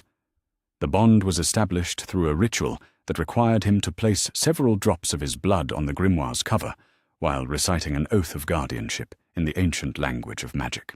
As the words left his lips, Harry felt the book's knowledge flowing into his mind, not as foreign information, but as recovered memories that had always belonged to him. When the process was complete, the grimoire appeared to be nothing more than an old journal filled with mundane observations about daily life at Privet Drive. Any casual inspection would reveal nothing suspicious, but Harry retained full access to every spell, every piece of historical information, every strategic insight his family had preserved for exactly this moment. That night, as the Dursleys slept uneasily in their beds, Harry slipped out of number 4 Privet Drive for the last time. He left behind the cupboard that had been his prison, the house that had been his torture chamber, and the family that had been his unwitting jailers. But he also left behind the frightened, broken child who had accepted abuse as the natural order of things. The boy who walked away into the darkness carried himself with the quiet confidence of someone who finally understood his own worth. Harry Potter was going to claim his birthright, and the wizarding world would never be the same. Behind him, Privet Drive continued its peaceful suburban slumber, unaware that it had just witnessed the beginning of a revolution that would reshape the foundations of magical society. In a few hours, Albus Dumbledore would discover that his most carefully laid plans had begun to unravel. But by then his weapon would be far beyond his reach, armed with knowledge and power that the old man had never intended him to possess. The war for Harry Potter's soul was over, and Harry Potter had won. The night bus arrived with its characteristic bang and shower of purple sparks at precisely 3 minutes past midnight, responding to Harry's summoning with the punctuality that only magical transportation could achieve. The triple-decker purple monstrosity materialized on Privet Drive like a fever dream, its windows blazing with warm light that seemed impossibly welcoming after 8 years of darkness and confinement. Stan Shunpike, the bus conductor, barely glanced at the small figure standing beside the garden gate before waving him aboard with practiced indifference. "Welcome to the night bus. Emergency transport for the stranded witch or wizard. Just stick out your wand hand, step on board, and we can take you anywhere you want to go. Name's Stan Shunpike, and I'll be your conductor this evening." Harry climbed the steps carefully, his few possessions clutched in a worn canvas bag that had once belonged to Dudley. The interior of the bus defied every law of physics Harry thought he understood, stretching back impossibly far and filled with an eclectic collection of beds, armchairs, and magical creatures making their own nocturnal journeys across Britain. "Where to, then?" Stan asked, settling behind a desk that seemed to have been salvaged from a Victorian office and decorated with newspaper clippings about various magical disasters. "London," Harry replied, his voice steadier than he had expected. "Diagon Alley, specifically. I need to reach Gringotts Bank." Stan's eyebrows rose slightly at the mention of the Wizarding Bank, but his expression remained professionally neutral. "Bit early for banking, innit? Gringotts don't open until 9, and it's barely past midnight." Harry had anticipated this objection and prepared his response accordingly. "I have an appointment," he said, producing a letter from his bag that bore an impressive-looking seal. The letter was entirely fictional, created through a combination of his mother's forgery techniques and his own growing magical abilities, but it looked official enough to satisfy a bus conductor's casual inspection. "Potter family business," Harry added, allowing just a hint of his heritage to colour his voice. "The goblins are expecting me." The name Potter carried weight in the wizarding world, even when spoken by an obviously young wizard travelling alone in the middle of the night. Stan's demeanour shifted subtly, becoming more deferential, without losing its professional friendliness. "Right then, Mr. Potter. Gringotts it is. That'll be 11 sickles, or 13 if you want hot chocolate and a toothbrush." Harry paid the fare from a small pouch of coins that had been hidden with the grimoire, gold that had been set aside specifically for this moment of escape. As the night bus lurched into motion with a violence that would have been terrifying, if not for the magical stabilization charms that kept passengers from being flung about like rag dolls, Harry settled into an armchair near a window and watched the suburban landscape of Surrey give way to the darker mysteries of magical Britain. The journey to London passed in a blur of impossible turns and reality-bending shortcuts that allowed the night bus to traverse distances that should have taken hours in mere minutes. Harry used the time to review his strategy, mentally rehearsing the conversations he would need to have and the evidence he would need to present. His parents had provided him with detailed intelligence about goblin culture and customs, knowledge that would prove invaluable in the negotiations ahead. Gringotts Wizarding Bank stood at the heart of Diagon Alley, like a monument to financial power and goblin pride. Even in the pre-dawn darkness, the white marble building gleamed with an inner light that spoke of magic woven into its very foundations. The bronze doors bore warnings in multiple languages about the consequences of attempting to rob the bank, threats that Harry knew were backed by centuries of successful defense against even the most powerful dark wizards. The goblin guards at the entrance regarded Harry with the mixture of suspicion and professional courtesy that they extended to all late-night visitors. Their beady black eyes missed nothing as they examined his appearance, from his obviously worn clothing to the carefully controlled power that radiated from his small frame. "Bank's closed, young wizard," one of them said in accented English. "Come back during regular business hours." Harry reached into his bag and produced a small golden medallion that bore the Potter family crest, the same design that had decorated the cover of the grimoire. The medallion had been hidden with his parents' emergency supplies, and according to their notes, it would be instantly recognizable to any goblin who understood the ancient treaties between their species and the Potter family. "I invoke the right of blood heritage," Harry said formally, using the words his mother had taught him. "I am Harry James Potter, heir to the House of Potter, and I claim the protection and assistance guaranteed to my family under the Gringotts Covenant of 1592. The effect was immediate and dramatic. Both goblins straightened, as if struck by lightning, their casual demeanor replaced by something approaching reverence. One of them disappeared through a side door at a speed that would have been impressive in a creature half his age, while the other gestured for Harry to follow him into the bank's marble interior. "Director Ragnok will see you immediately, Herr Potter," the goblin said, his tone now carrying the respect due to a valued client rather than the dismissive courtesy shown to ordinary customers. "Please forgive any inconvenience. We were not informed that you would be exercising your hereditary rights at this time." The interior of Gringotts was even more impressive than Harry had imagined from his parents' descriptions. The main hall stretched away into shadows, punctuated by flickering torches, with dozens of goblin tellers working at high desks that required visitors to crane their necks to make eye contact. But Harry was led past the public areas into the private quarters reserved for the bank's most important business, through corridors lined with portraits of famous goblin warriors and decorated with displays of recovered treasure from various unsuccessful robbery attempts. Director Ragnok's office occupied a corner of the building that commanded views of both Diagon Alley and the residential areas beyond. The goblin himself was older than Harry had expected, with silver streaking his dark hair and scars on his hands that spoke of a youth spent in more dangerous pursuits than banking. But his eyes were sharp with the intelligence that had made him one of the most powerful figures in the wizarding financial world, and his greeting carried genuine warmth beneath its formal courtesy. "Harry Potter," Ragnok said, rising from behind a desk that had clearly been crafted by goblin artisans from a single piece of black marble. "We have been waiting for this meeting for 8 years. Please sit. There is much we need to discuss."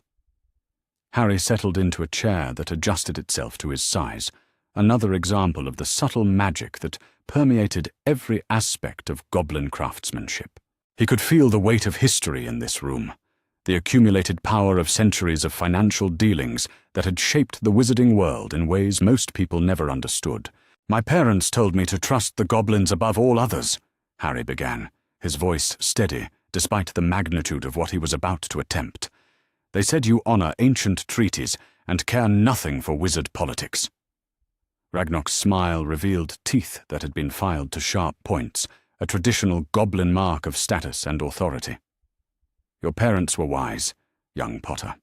We goblins have long memories and little patience for the games that wizards play with each other. When the Potter family made their covenant with our nation 5 centuries ago, they bound themselves to principles of mutual respect and honest dealing that we have found sadly rare among your kind." The director activated what appeared to be a privacy ward with a gesture, causing the air around them to shimmer briefly before settling into absolute silence. Whatever was discussed in this room would remain between them, protected by magic that even the Ministry of Magic would hesitate to challenge. "Now then," Ragnok continued, "I assume you are here because you have discovered certain irregularities in the management of your financial affairs. Irregularities that we have been documenting with considerable interest and growing concern." Harry leaned forward in his chair, his heart racing with anticipation and dread. "Tell me everything." What followed was a comprehensive briefing that painted a picture of financial manipulation so systematic and thorough that Harry struggled to process its full implications. For 8 years, Albus Dumbledore had been systematically looting the Potter family vaults, using forged documents and magical compulsions to justify withdrawals that had totaled more than 500,000 galleons. The initial withdrawals were presented as legitimate expenses for your care and education, Ragnok explained, consulting a ledger that seemed to update itself as he spoke. Payments to your guardians, fees for future schooling, costs associated with maintaining your security. All reasonable on the surface, all technically legal under the guardianship documents he presented. But as the years had passed, the withdrawals had become larger and more frequent, with an increasingly creative justifications that strained credibility. Money had been taken to fund research into your parents' deaths, to pay specialists in curse removal, and to support security measures necessary for your protection. In reality, the gold had been used to fund Dumbledore's various political projects, and to secure the loyalty of key figures in his network of influence. We became suspicious approximately 3 years ago, Ragnok continued, his expression growing darker with each revelation. The pattern of withdrawals didn't match the stated purposes, and our discreet inquiries suggested that very little of the money was actually being spent on your welfare. But we were bound by the legal documents Dumbledore had filed, and challenging them would have required proof of malfeasance that was difficult to obtain. Harry felt sick as the full scope of the theft became clear. Not only had Dumbledore stolen his inheritance, but he had used Harry's own money to fund the very network of manipulation and control that had made his childhood so miserable. Every beating from the Dursleys, every night spent locked in his cupboard, every moment of hunger and despair had been subsidized by gold that should have been used to provide him with love and care and education.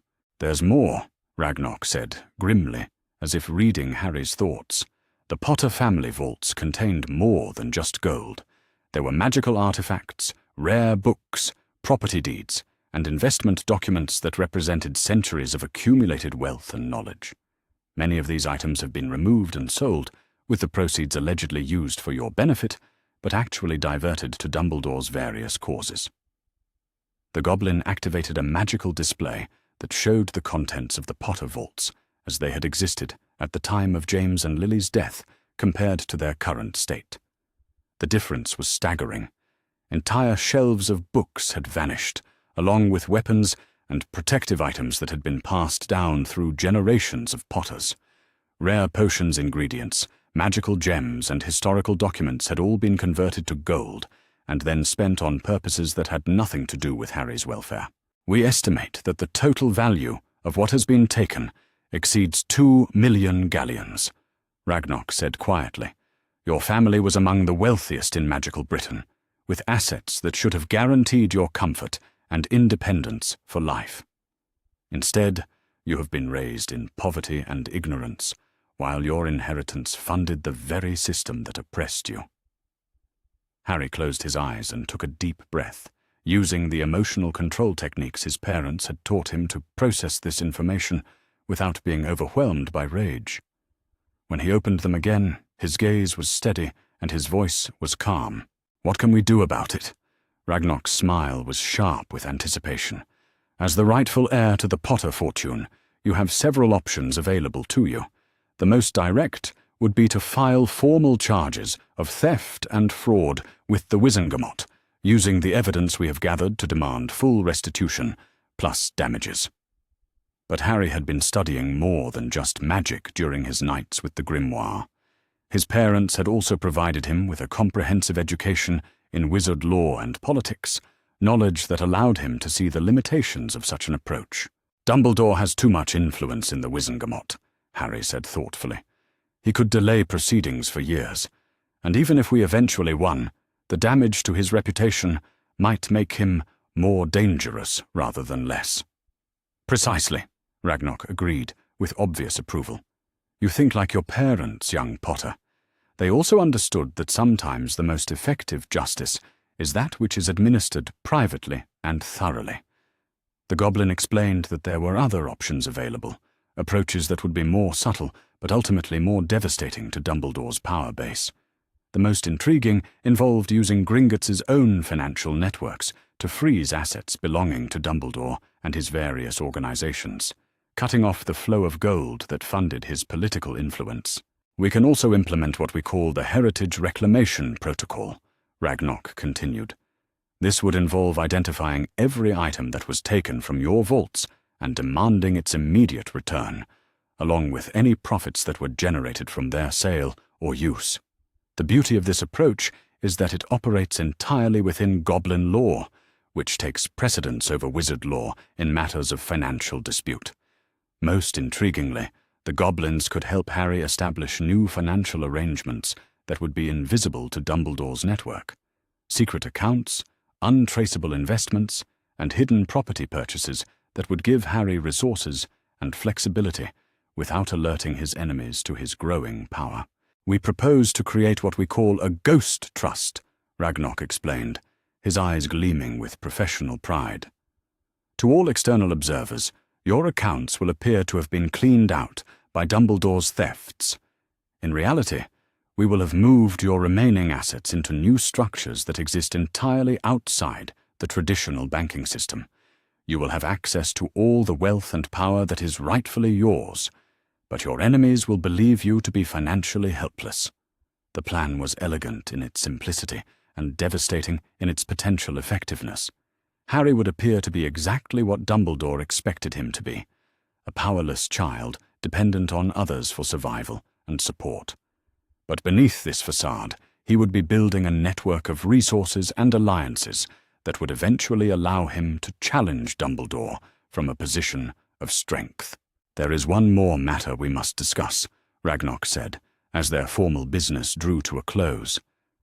"Your parents established certain contingency arrangements that were to be activated in the event of their deaths and your eventual arrival at Gringotts.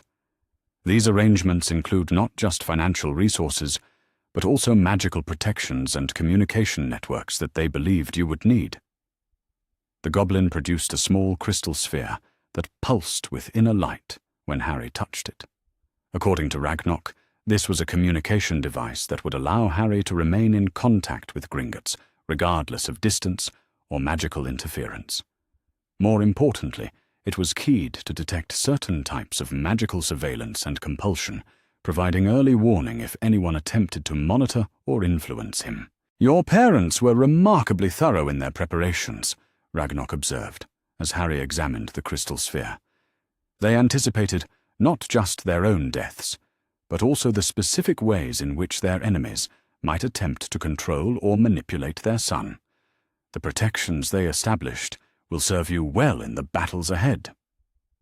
As dawn began to break over Diagon Alley, Harry completed the formal paperwork that would activate his new financial arrangements and establish his independence from Dumbledore's guardianship.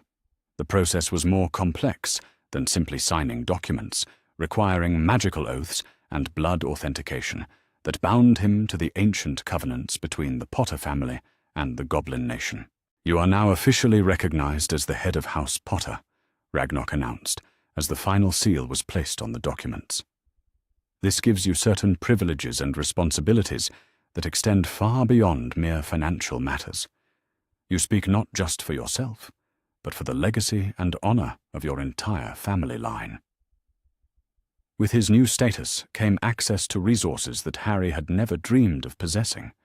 In addition to the obvious wealth represented by gold and investments, he now controlled property throughout magical Britain, along with magical artifacts and knowledge that had been accumulated over centuries.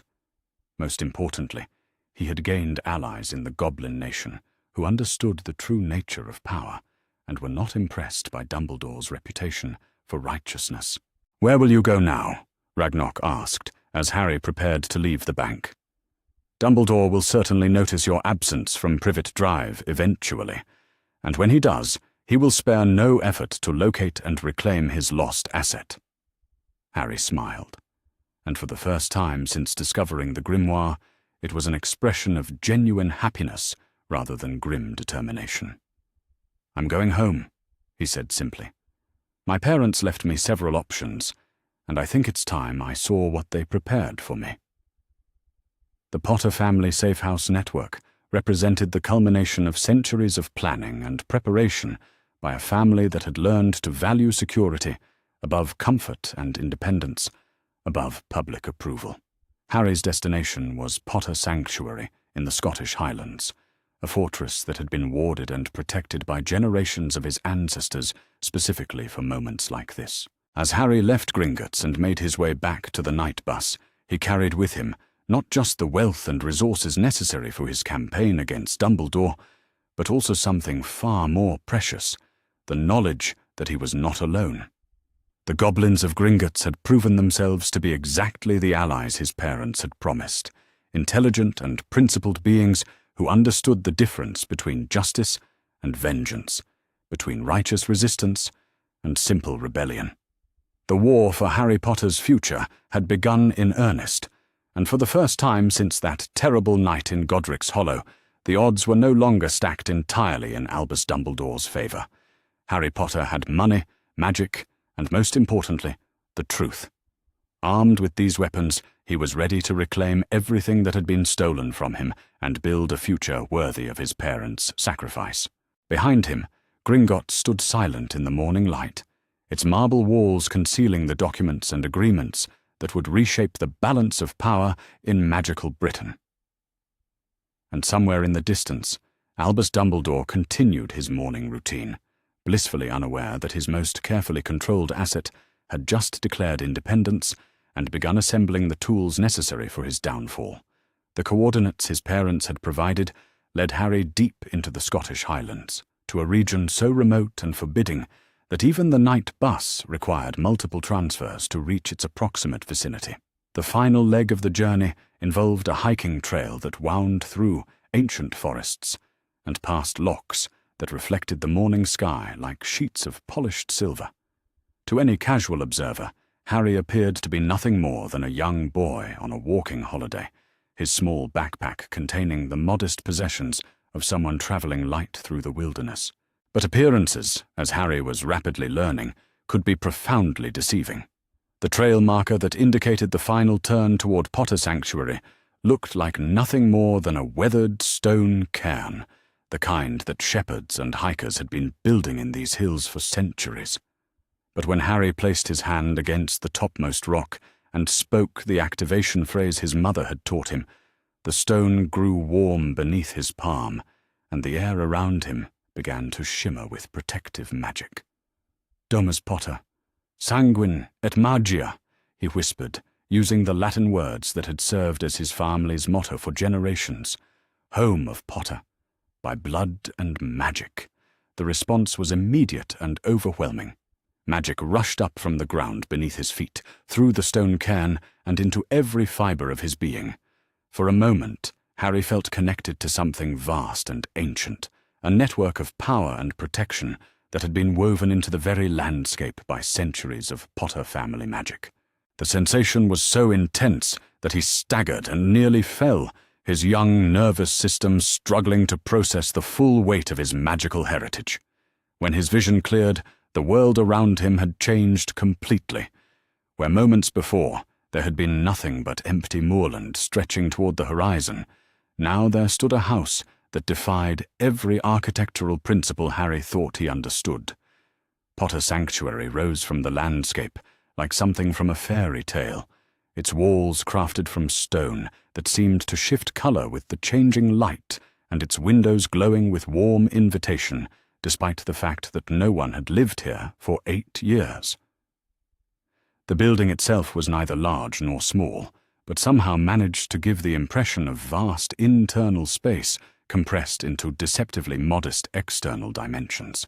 3 stories of carefully fitted stonework supported a slate roof that gleamed with embedded protective runes, while gardens that should have been overgrown with neglect showed instead the careful tending of invisible hands. Everything about the place spoke of magic used not for display or intimidation, but for the quiet purpose of creating a true home. As Harry approached the front door, it swung open without any visible mechanism, revealing an entrance hall that managed to be both welcoming and dignified. The floors were polished hardwood that seemed to generate its own warm glow, while the walls were lined with portraits that turned to watch his approach with expressions of joy and recognition. "Master Harry," said a portrait of a stern-looking woman in Tudor dress, her painted eyes bright with tears of happiness. "We have been waiting for you to come home." More voices joined hers, a chorus of greeting from ancestors spanning centuries of Potter family history. Harry recognized some faces from the genealogical charts in his grimoire, but others were completely unfamiliar, distant relatives who had contributed their own magic and knowledge to the protections that surrounded this place. "Welcome, young Potter," said a man whose portrait bore the date 1623 and whose clothing marked him as a contemporary of the early Stuart kings. "Your parents spoke of you often in their final visits here. They prepared everything for your arrival." Harry stepped across the threshold and felt the house itself acknowledge his presence. Magic flowed through the walls and floors, adjusting temperature and lighting to his preferences, strengthening protective wards that had been dormant during his absence, and awakening systems that had been patiently waiting for the return of a Potter heir. This was not simply a building, but a living extension of his family's magical legacy, designed to shelter and nurture and educate those who carried their blood. The entrance hall opened onto a series of rooms that revealed the true scope of what his parents had prepared for him. To his left lay a library that stretched back impossibly far, its shelves lined with books on every aspect of magical theory and practice. To his right was what appeared to be a formal sitting room, but Harry could see doorways beyond that led to kitchens, laboratories, workshops, and training areas. Straight ahead, a staircase led to upper floors that promised bedrooms, studies, and who knew what other facilities. But it was the library that drew Harry's immediate attention, calling to him with the same magnetic pull he had felt from his grimoire. As he stepped through its doorway, magical flames sprang to life in sconces along the walls, revealing row upon row of knowledge that represented the accumulated wisdom of his entire family line. "Magnificent, isn't it?" said a new voice, and Harry turned to see a house elf unlike any he had ever imagined. This creature was tall for his species, with intelligent eyes and clothing that spoke of high status rather than servile bondage. His bearing was dignified, almost noble, and when he spoke, it was with the confidence of someone accustomed to respect rather than fear. "I am Creature," the elf continued, though Harry noticed that this name seemed somehow different from what he had expected. "Chief of the Potter House Guard, Keeper of the Sanctuary, and sworn protector of the Potter line. I have served your family for 47 years, and before me, my fathers served for 6 generations." Harry studied the elf carefully, drawing on his parents' notes about the complex relationships between magical creatures and wizard families. This was not the degraded bondage he had read about in some of his grimoire's historical sections, but rather a partnership between species that had developed over centuries of mutual respect and cooperation. "My parents spoke of you," Harry said carefully. "They said you could be trusted above all others." Creature's weathered face creased into what might have been a smile. "Your parents were wise, young master. They understood that loyalty freely given is stronger than loyalty compelled. We house elves of Potter Sanctuary, serve not because we must, but because we choose to. Your family has earned our devotion through generations of fair treatment and shared purpose." The elf gestured toward the library's vast collection, his expression growing serious. "They left specific instructions for your magical education. The books you see here contain knowledge that has been banned or restricted in the wider wizarding world, techniques and theories that Dumbledore and his allies prefer to keep from general circulation. Your parents believed you would need every advantage if you were to survive and ultimately triumph in the battles ahead." What followed was a comprehensive tour that revealed Potter Sanctuary to be far more than just a safe house. The building was, in effect, a complete magical university, designed specifically for the education of Potter heirs. The library contained not just books, but also magical artifacts that could demonstrate techniques too complex for written description. The laboratories were equipped with ingredients and equipment that would have made professional potioneers weep with envy. The training rooms contained practice targets, dueling circles, and magical constructs that could provide realistic combat experience without actual danger. Most impressively, the house itself served as a teaching tool. Walls could become transparent to demonstrate ward structures. Floors could shift to show the flow of magical energy through different configurations, and ceiling could display star charts that corresponded to the astronomical requirements of various rituals and spells. "Your great-grandfather established the educational protocols," Creature explained, as they moved through rooms that seemed to reconfigure themselves based on Harry's interests and aptitude. He believed that Potter heirs should be trained not just as powerful wizards, but as leaders who understood the full scope of magical possibility. Every technique you will learn here has been tested and refined by previous generations. The scope of magical knowledge available to Harry was staggering. In addition to the standard subjects taught at Hogwarts, the Potter Library contained comprehensive treatments of magical fields that most wizards never encountered: ward crafting, ritual magic, magical creature communication, advanced transfiguration that bordered on true creation, and healing techniques that could restore not just physical damage, but magical and psychological trauma as well. But perhaps most importantly, Harry discovered that his family had developed their own unique magical traditions that set them apart from the mainstream wizarding world. Potter family magic emphasized protection and concealment over attack and domination, focusing on techniques that could shield innocence and preserve knowledge rather than simply overwhelming enemies with raw power. "We call it guardian magic," Creature explained, as Harry examined a section of books devoted entirely to protective spells and defensive techniques. "It is based on the principle that true strength comes not from the ability to destroy, but from the ability to preserve what is precious. Your ancestors were protectors first and warriors second, though they were formidable in both roles when necessity demanded it." The practical applications of this philosophy were demonstrated in the house's own defenses, which Creature revealed in careful stages as Harry's understanding grew. Potter Sanctuary was not simply hidden from detection, but existed in a state of partial separation from normal reality. Enemies could search the area for years without finding it, while those with Potter blood could locate it instantly from hundreds of miles away. The protections were so thorough that even time itself moved differently within the sanctuary, allowing residents to accomplish weeks of study and training in what appeared to be days from the outside perspective. Harry's first week at the sanctuary passed in a blur of intensive education that left his mind reeling with new possibilities. Under Creature's careful guidance, he began with the most fundamental techniques of guardian magic, sensing the magical signatures of other people, detecting hostile intent before it could manifest in action, and creating personal shields that could deflect not just magical attacks, but also emotional manipulation and psychological coercion. The last skill proved to be particularly relevant to his situation.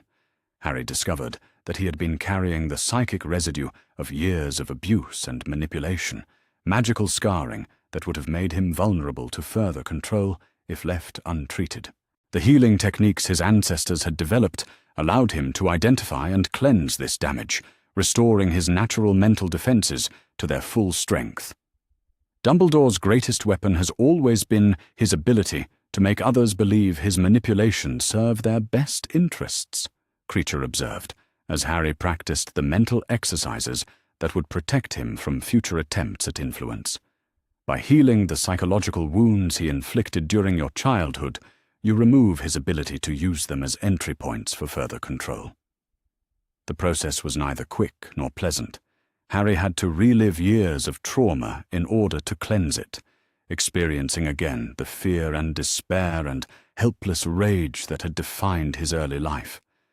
But each session left him stronger and clearer, more capable of thinking independently and resisting the subtle pressures that had once made him so malleable. As his mental defenses strengthened, Harry began to understand just how thoroughly Dumbledore had attempted to shape his personality and worldview.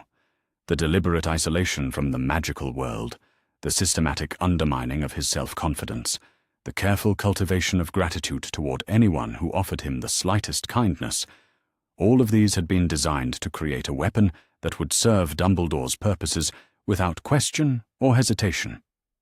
But knowledge of the manipulation was the first step toward freedom from it. With each day of training, Harry felt his true personality emerging from beneath the layers of conditioning that had been imposed upon it. He discovered that he was naturally curious rather than simply desperate for approval, that he was capable of critical thinking rather than blind obedience, and that he possessed a deep well of righteous anger at injustice that had been carefully suppressed but never truly eliminated. The magical training proceeded in parallel with his psychological healing, each reinforcing the other in ways that his ancestors had clearly planned with great care. As Harry learned to cast shields and wards, he also learned to protect his own mind and emotions. As he practiced sensing the magical signatures of others, he developed the ability to detect deception and manipulation in their intentions. As he studied the history of magical conflicts, he gained perspective on his own situation that allowed him to see it as part of a larger pattern rather than simply personal misfortune. Most importantly, Harry began to develop the kind of magical power that his parents had hinted at in their Grimoire entries. Guardian magic was not flashy or dramatic in the way that combat spells could be, but it was profound in its effects and incredibly difficult to counter. A properly trained guardian could walk through a battlefield without taking injury, could preserve the lives of innocents caught in magical conflicts, and could restore hope and healing to communities devastated by dark magic. Your parents reached the rank of Master Guardian before their deaths, Creature revealed during Harry's second week of training. They were among the most skilled practitioners of our family's magical traditions in 3 centuries. The techniques they developed for protecting you represent the culmination of everything our line had learned about keeping precious things safe from those who would destroy them. The house elves who served Potter Sanctuary, Harry learned, were not simply caretakers but active participants in the Guardian magic traditions. They had their own magical techniques that complemented and enhanced the spells cast by their wizard partners, creating cooperative magic that was far more powerful than either species could achieve alone. The relationship was not one of master and servant, but of allies working toward common goals with mutual respect and shared purpose. Dumbledore has always misunderstood the true nature of house elf magic, Creature explained, as he demonstrated techniques for combining elf and wizard power into seamless cooperative spells. He sees us as slaves to be pitied rather than partners to be respected. This blindness is one of his greatest weaknesses, and it will serve you well when the time comes for direct confrontation. As Harry's 3rd week at the sanctuary began, he started to receive reports from the outside world through the communication networks his parents had established. The crystal sphere from Gringotts provided updates on Dumbledore's growing alarm at Harry's disappearance from Privet Drive, while other magical devices revealed the efforts being made to locate and retrieve him. "He has mobilized the entire Order of the Phoenix," Creature reported, after consulting a scrying mirror that showed Dumbledore's activities with remarkable clarity. "They are searching everywhere they can think of, questioning everyone who might have information about your whereabouts. But they are looking for a frightened child seeking help, not a trained guardian who has claimed his birthright." The irony was delicious. Dumbledore's own manipulations had created the very assumptions that now prevented him from finding Harry. By convincing everyone that Harry was helpless and dependent, he had ensured that no one would think to look for him in places that required power and knowledge to access. Potter Sanctuary remained invisible to their searchers, not because it was perfectly hidden, but because they could not conceive of Harry being capable of reaching it. But Harry knew that his period of safety and education could not last indefinitely.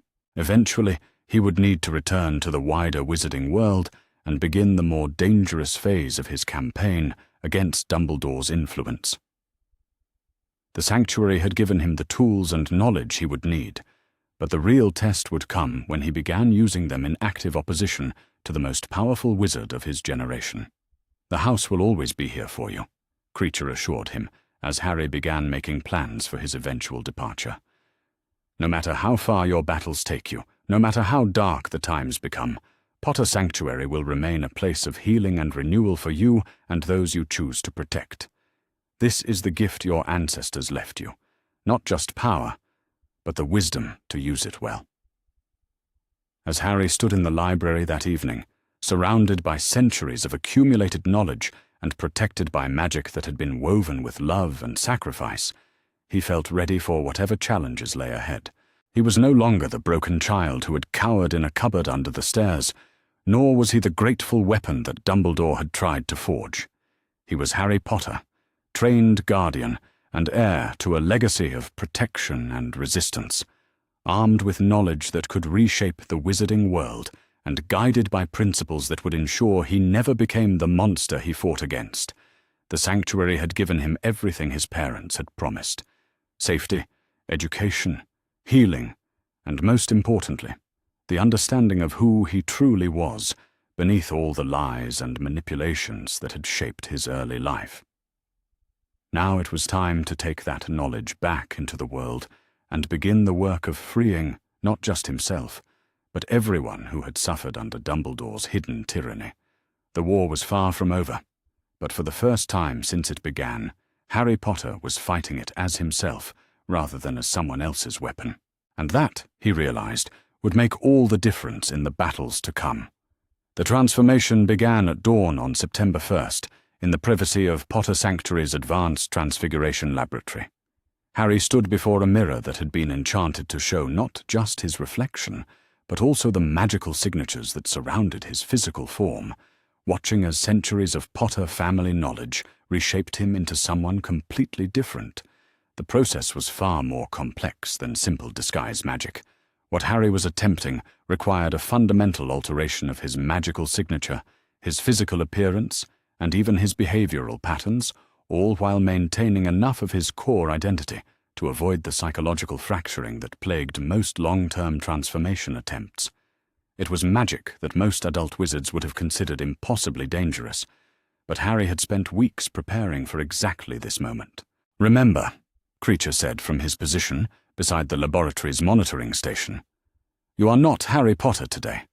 Harry Potter remains missing, presumably hiding somewhere beyond Dumbledore's reach. You are Hadrian Evans, a previously home-schooled wizard whose parents have decided he needs proper magical education." The name was not chosen randomly. Evans had been his mother's maiden name, and the slight alteration from Harry to Hadrian would feel natural to him while being different enough to avoid immediate recognition.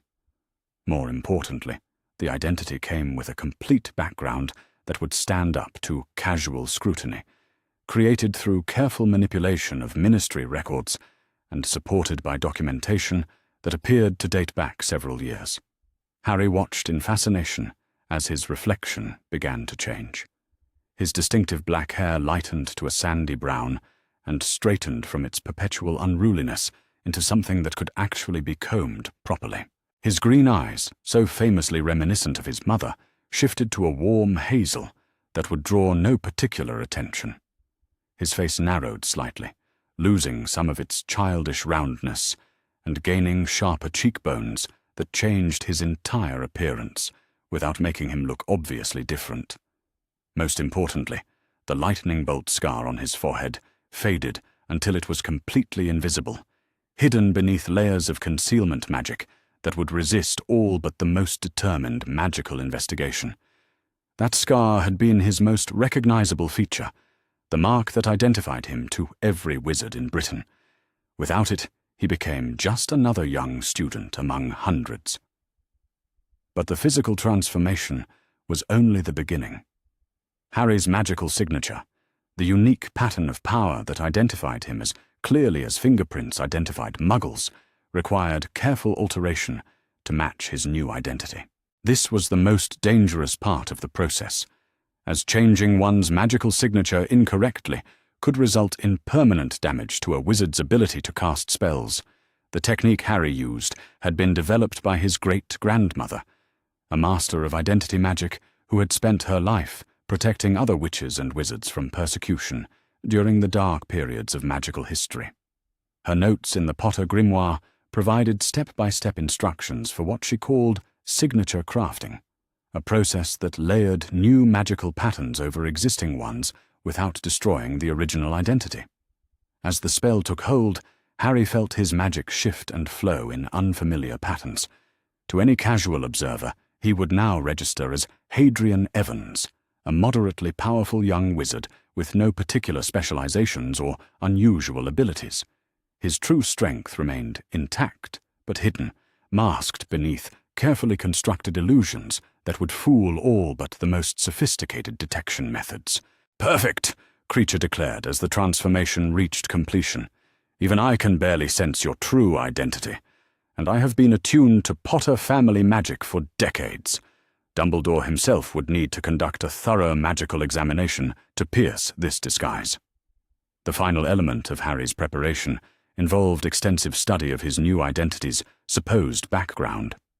Hadrian Evans had been homeschooled by parents who travelled frequently for work in the Department of International Magical Cooperation.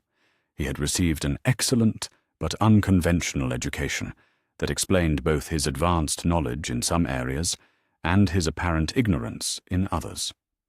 His parents had decided that their son needed proper socialization with other young wizards, hence his late enrollment at Hogwarts.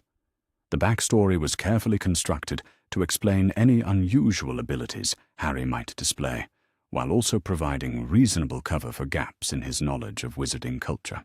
Most importantly, it positioned him as someone who would naturally be curious about school politics and adult relationships, giving him license to ask questions that might otherwise seem suspicious. Harry's journey to Hogwarts followed the same route as every other first-year student, but his experience of it was fundamentally different from what it would have been as the famous Harry Potter. Instead of whispers and stares and countless attempts to shake his hand, he found himself largely ignored by other passengers on the Hogwarts Express. For the first time in his life, he could observe the wizarding world without being the center of attention. The freedom was intoxicating. Harry moved through the train cars like an anthropologist studying a foreign culture, noting the social dynamics between students from different houses and years, listening to conversations that revealed the underlying tensions and alliances that shaped Hogwarts society. What he discovered painted a picture of a school that was far more politically complex than most people realized. Even among the students, Harry could detect the influence of their parents' loyalties and prejudices. Children from families known to support Dumbledore spoke with casual certainty about the rightness of his leadership, while those from more traditional pureblood families expressed subtle but unmistakable resentment of his policies. The divisions that would shape their adult relationships were already forming, carefully nurtured by the adults who used their children as proxies for conflicts they were too civilized to fight directly. Harry's careful observation paid immediate dividends when he encountered Luna Lovegood in a compartment near the rear of the train. The pale, dreamy-eyed girl was reading a magazine that most students dismissed as complete nonsense, but Harry's training in detecting hidden truths allowed him to see something others missed. Behind Luna's ethereal demeanor lay a mind that was remarkably sharp and perceptive, capable of seeing through illusions that fooled supposedly more intelligent observers. "You're not really Hadrian Evans," Luna said, without looking up from her magazine as Harry settled into the seat across from her. "Your magical signature is layered like phyllo dough, with something much more interesting hiding underneath all those careful constructions."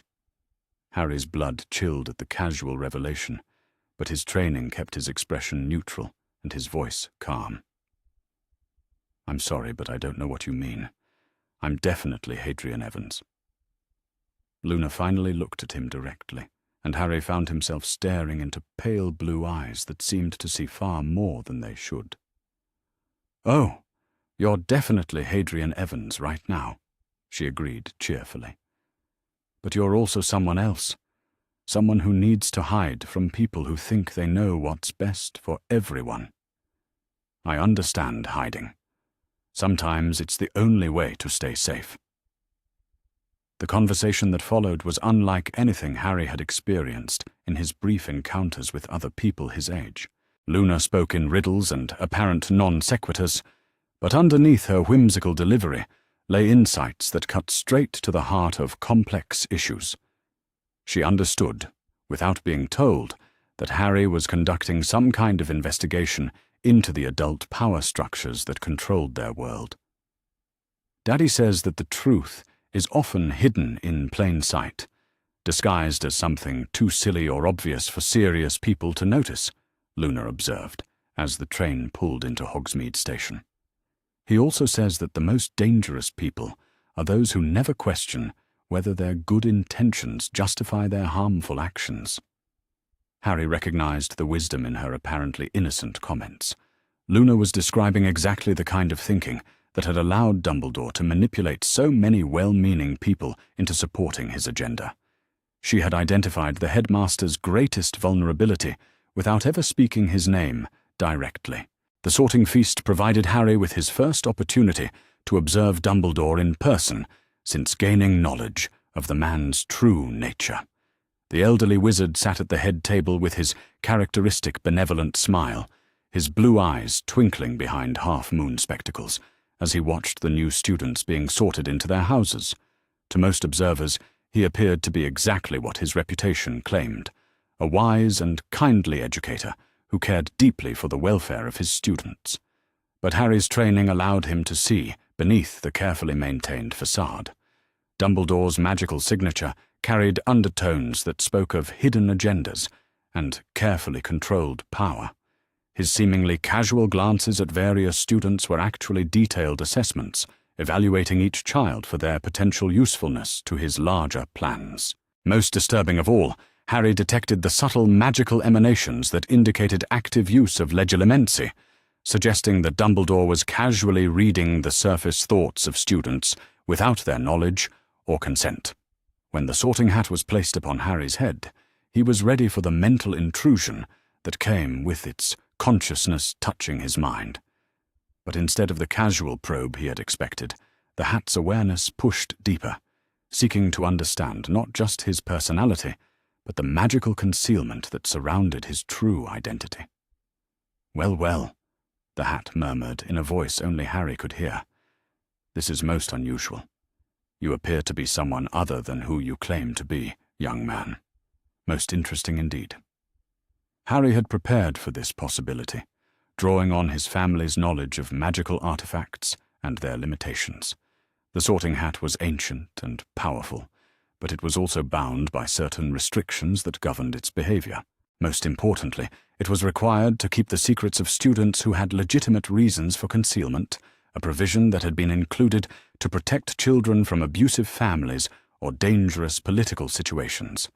"I'm Hadrian Evans," Harry replied mentally, projecting the carefully constructed identity he had spent weeks perfecting. "I seek placement in the house that will best serve my educational goals, while allowing me to help protect other students from those who would manipulate or harm them." The hat's consciousness recoiled slightly at the implications of Harry's mental projection. Through their connection, it had perceived not just Harry's disguised identity, but also glimpses of the knowledge and training that lay beneath it. The ancient artifact recognized that it was dealing with someone far more dangerous and purposeful than a typical first-year student. "Guardian magic," the hat whispered with something approaching reverence. "I have not encountered such training in decades. You seek to protect rather than to dominate, to preserve rather than to control. And yet you hide your true nature from those who should be your natural allies. Why?" Harry allowed the hat to perceive carefully selected memories from his childhood, images of abuse and neglect that had been orchestrated by the very people who should have protected him. He shared his growing understanding of how manipulation and control could masquerade as care and guidance, how good intentions could be used to justify terrible actions. "I see," the hat said softly. "You have learned that those who claim to serve the greater good are often the most dangerous of all. Very well, young guardian. You seek a house that will provide you with access to information while not drawing unwanted attention to your activities. There is only one choice that serves your purposes." "Ravenclaw," the hat announced to the assembled school. The choice was perfect for Harry's needs. Ravenclaw House prized intelligence and learning above all other qualities, which would explain his advanced knowledge and continued pursuit of magical education beyond the standard curriculum. More importantly, Ravenclaws were known for their independence of thought and their willingness to question accepted wisdom, traits that would serve as camouflage for his investigation into Dumbledore's activities. As Harry took his seat at the Ravenclaw table, he found himself sitting near Luna Lovegood, who had been sorted into the same house a few minutes earlier. She gave him a knowing smile that suggested She understood exactly why the hat had placed them together. "Ravens are very intelligent birds," she commented, as they watched the remaining students being sorted. "They can learn to mimic human speech, but they also remember faces and hold grudges against people who threaten their nests. Daddy says they're excellent judges of character." The feast that followed provided Harry with additional opportunities to observe the social dynamics that governed Hogwarts. The faculty table was a study in carefully controlled tensions, with professors who smiled politely at each other while radiating mutual suspicion and disagreement. Severus Snape, in particular, seemed to be watching Dumbledore with an intensity that spoke of complicated loyalties and hidden resentments. Harry also noted which students received special attention from various professors, and how that attention correlated with their family backgrounds and political connections. The patterns were subtle, but unmistakable to someone trained in recognizing manipulation. Certain students were being groomed for future roles in Dumbledore's network, while others were being subtly marginalized, despite their obvious talents and abilities. Most interesting was Harry's observation of how information flowed through the school's social networks. Gossip and rumors spread with remarkable speed, but the direction of that spread was not random. Certain students seemed to serve as nexuses for information distribution, while others appeared to be deliberately excluded from important conversations. The entire system suggested a level of adult supervision and control that went far beyond normal educational oversight. After the feast, as the Ravenclaw first years were led to their dormitories, Harry began planning the next phase of his investigation. His cover identity gave him access to the school and its inhabitants, but he would need to be careful about how he used that access. Too much curiosity too quickly would draw unwanted attention, while too little would prevent him from gathering the information he needed. The Ravenclaw common room provided the perfect environment for his purposes. The circular room with its domed ceiling and bronze eagle door knocker was designed to encourage intellectual discussion and debate. Students gathered in small groups around tables and fireplaces, engaging in conversations that ranged from academic subjects to political speculation. Harry could participate in these discussions without seeming unusually inquisitive, using the natural curiosity of his housemates as cover for his more directed inquiries. Over the following days, Harry established himself as a diligent but unremarkable student who excelled in his classes without drawing excessive attention to his abilities. He asked thoughtful questions that demonstrated intelligence without revealing the true extent of his knowledge, and he volunteered for study groups and research projects that gave him access to restricted sections of the library. The library became his primary intelligence-gathering venue, particularly the areas that contained historical records and political documents from recent decades.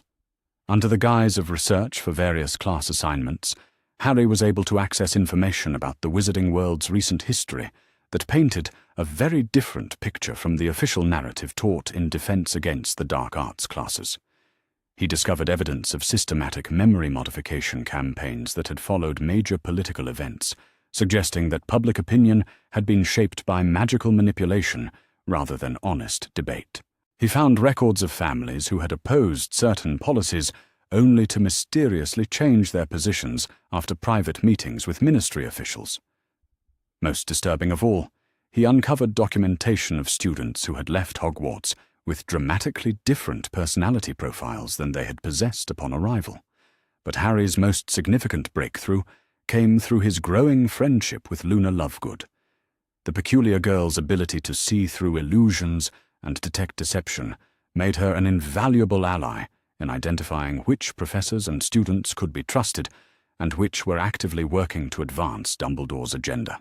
"Professor McGonagall believes she's serving the greater good," Luna observed during one of their late-night study sessions in the common room. "But she's been convinced that questioning Dumbledore's decisions is a form of disloyalty to the school and to Harry Potter's memory. She's not evil, just sadly mistaken about who deserves her trust." Harry filed this assessment away with dozens of others that Luna provided. Her unique perspective allowed him to categorize the adults at Hogwarts into distinct groups: genuine allies who could be approached carefully, potential converts who might be swayed by evidence, active enemies who were working directly for Dumbledore, and victims who had been so thoroughly manipulated that they could no longer think independently. The most intriguing figure was Severus Snape, who seemed to occupy a category entirely his own. The potions master projected an aura of barely controlled hostility that kept most students at a safe distance, but Harry's training allowed him to detect the complex emotions that lay beneath that intimidating exterior.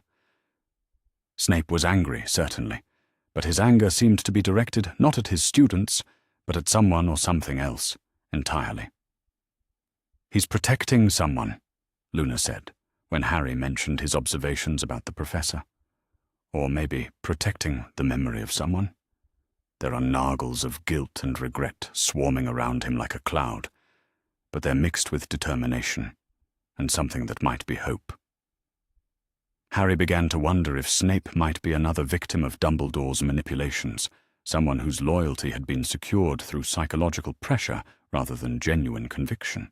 The possibility opened up new avenues for investigation and potentially for recruitment, though approaching such a dangerous and volatile individual would require careful planning and perfect timing. As his first month at Hogwarts drew to a close, Harry felt confident that his infiltration had been successful. His cover identity remained intact, his investigation was yielding valuable intelligence about Dumbledore's network of influence, and he had begun identifying potential allies who might be turned against the headmaster when the time came for open conflict. But he also understood that his current role was merely preparation for much more dangerous work ahead. Eventually, he would need to move beyond passive observation and begin active resistance against the systems of control and manipulation that governed the wizarding world. When that time came, everything he had learned at Hogwarts would be put to the ultimate test. For now, though, Harry Potter continued to hide behind the identity of Hadrian Evans, learning and watching and planning for the day when he would finally be ready to step out of the shadows and reclaim his rightful place in the world. The game was far from over, but for the first time since it began, he was playing it on his own terms rather than someone else's. The revelation came to Harry during his third week at Hogwarts, hidden within a seemingly innocuous conversation between two seventh-year Ravenclaw students who were discussing their upcoming arithmancy project. The students, Sarah Chen and Marcus Flint, were debating the mathematical principles underlying memory charm calculations, treating the subject as purely academic, despite its deeply disturbing implications. "The fascinating thing about the Dumbledore coefficient," Sarah was explaining as she consulted a thick textbook, "is how it demonstrates the exponential relationship between the complexity of false memories and the magical energy required to maintain them over extended periods." Harry looked up from his own homework, his attention suddenly focused with laser intensity on their conversation. The term Dumbledore coefficient was not one he recognized from any of his magical education, either from his family grimoire or from his weeks of intensive study at Potter Sanctuary. More concerning was the casual way Sarah had mentioned it, as if it were common knowledge rather than something that should have raised immediate questions about its origins and implications. "I still don't understand why it's named after him," Marcus replied with a frown. "The textbook just says he developed the mathematical framework during his early research career, but it doesn't explain what he was researching or why he needed to calculate memory charm efficiency." Harry's blood ran cold as the implications began to crystallize in his mind. Dumbledore had not simply stumbled into the use of memory modification as a tool for controlling others. He had apparently spent years developing the theoretical framework that would make such manipulation both more effective and harder to detect.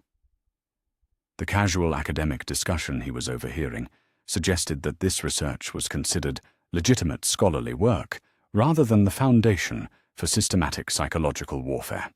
That evening, Harry made his way to the Ravenclaw Common Room's most secluded study alcove, where Luna Lovegood often spent her evenings reading magazines that most students dismissed as complete fantasy. But Harry had learned to pay attention to Luna's apparently nonsensical observations, as they often contained insights that more conventional thinkers missed entirely. "Luna," he said quietly, as he settled into the chair across from her. "Have you ever noticed anything strange about how people remember things differently than they used to?" Luna looked up from her copy of the Quibbler, her pale eyes focusing on Harry with the kind of attention she usually reserved for discussions of truly important matters. "You mean like how Professor Flitwick used to tell different stories about the Goblin Wars, but now he only tells the ones that make wizards look heroic? Or how some of the older portraits in the castle remember events that supposedly never happened?" Harry felt his heart rate accelerate as Luna's observations confirmed his growing suspicions. "Exactly like that. Have you noticed any patterns in who seems to have changed their memories and who hasn't?" "Oh yes," Luna said matter-of-factly, as if they were discussing the weather rather than evidence of systematic mind control. "It's mostly the people who used to ask uncomfortable questions about why certain decisions were made. Daddy says that when people stop asking questions they used to care about, it usually means someone has given them reasons to stop caring." The conversation that followed was conducted in whispers and veiled references, as both students were acutely aware that their topic of discussion was far too dangerous for casual observation. Luna revealed that she had been keeping informal notes about inconsistencies in how various adults remembered recent historical events, particularly those involving political decisions that had shaped the current structure of wizarding society. "The really strange thing," Luna observed as she consulted a notebook that appeared to be disguised as a collection of doodles and shopping lists, "is that the changes aren't random. People always forget things that made them doubt authority, but they remember things that made them grateful for protection and guidance. It's like someone has been editing their memories to remove inconvenient thoughts." Harry's training in guardian magic had included extensive study of memory-related spells and their effects on both individual psychology and social dynamics. His ancestors had developed these techniques not for manipulation, but for healing, helping victims of trauma recover from experiences too devastating to process normally. But the same magical principles could obviously be perverted for far darker purposes. Over the following days, Harry began conducting his own investigation into the scope of what appeared to be a systematic campaign of memory modification throughout magical Britain. Using advanced scrying techniques he had learned at Potter Sanctuary, he was able to detect the telltale magical signatures that indicated recent memory work in the minds of various Hogwarts faculty and staff. The results were even more disturbing than he had feared. Nearly half of the adult magical signatures he examined showed evidence of memory modification, with the work having been performed at different times over the past several years.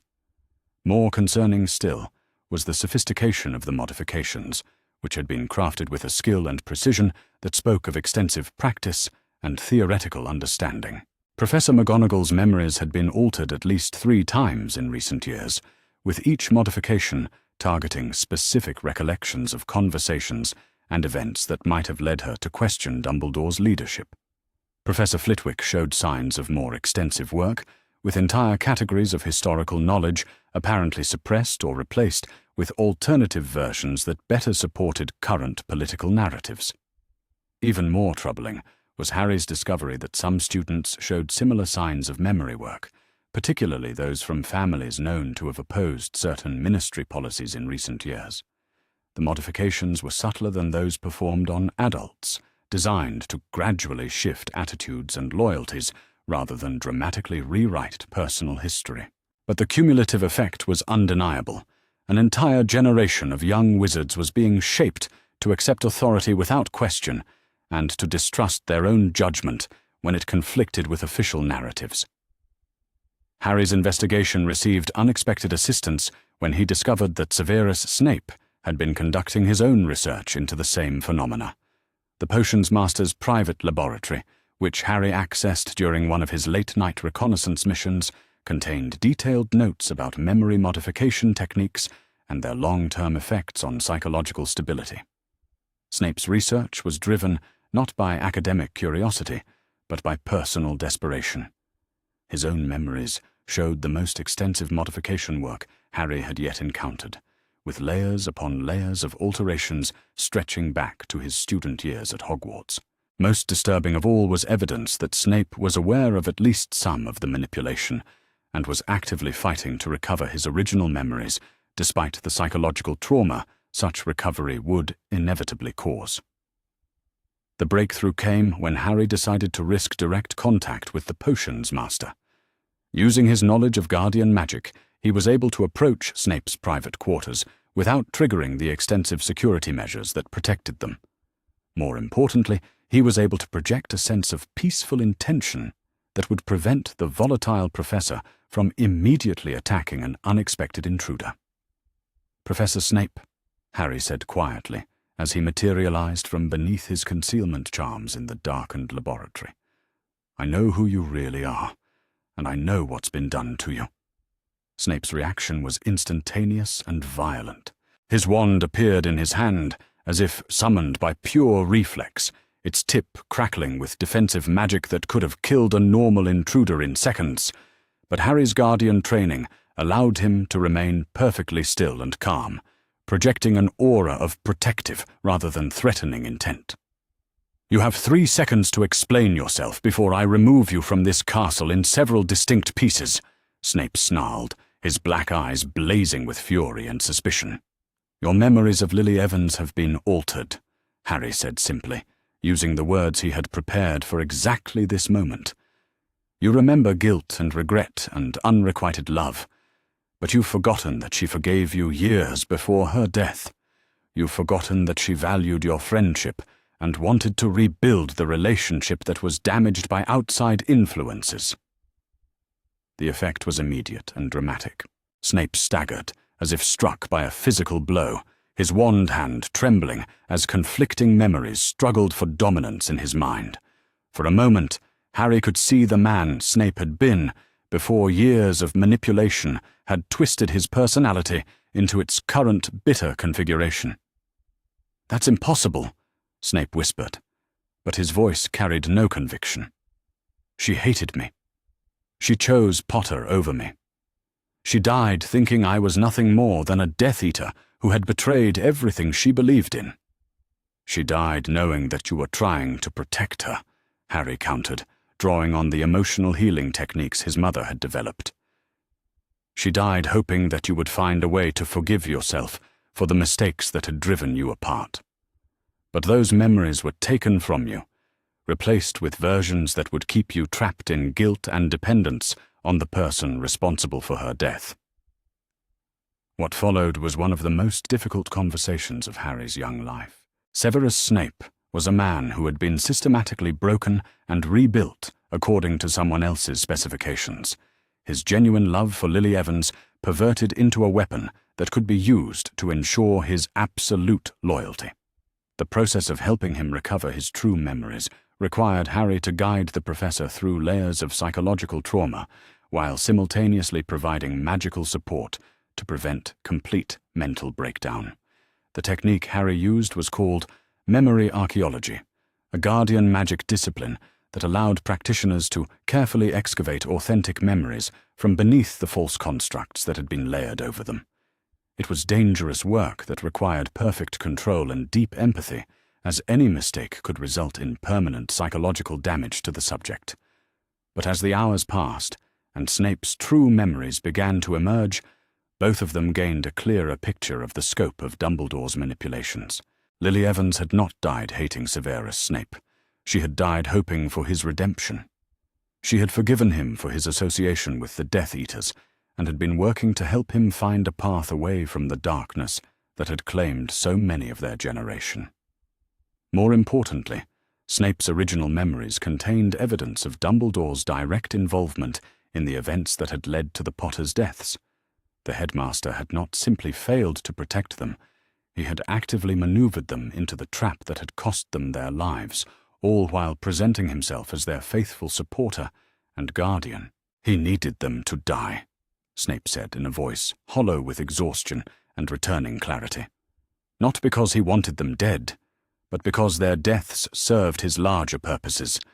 Harry Potter the orphan was a far more useful symbol than Harry Potter, the loved and protected son. And I was a far more useful tool when consumed by guilt and desperate for any chance at redemption. The revelation explained so much about the current state of the wizarding world. Dumbledore had not simply taken advantage of tragic circumstances. He had helped create those circumstances in service of his vision of the greater good. The deaths of James and Lily Potter had been as calculated and deliberate as any move in a chess game, with their infant son designated as the weapon that would eventually win the larger war. But Snape's recovered memories also revealed something else. Dumbledore's manipulations were not limited to individual victims, but extended to entire communities and institutions. The systematic memory modification that Harry had detected was only the most visible aspect of a comprehensive program designed to reshape magical society according to Dumbledore's specifications. "He calls it the Guided Evolution Project," Snape explained, as he consulted notes that had been hidden even from his own modified consciousness.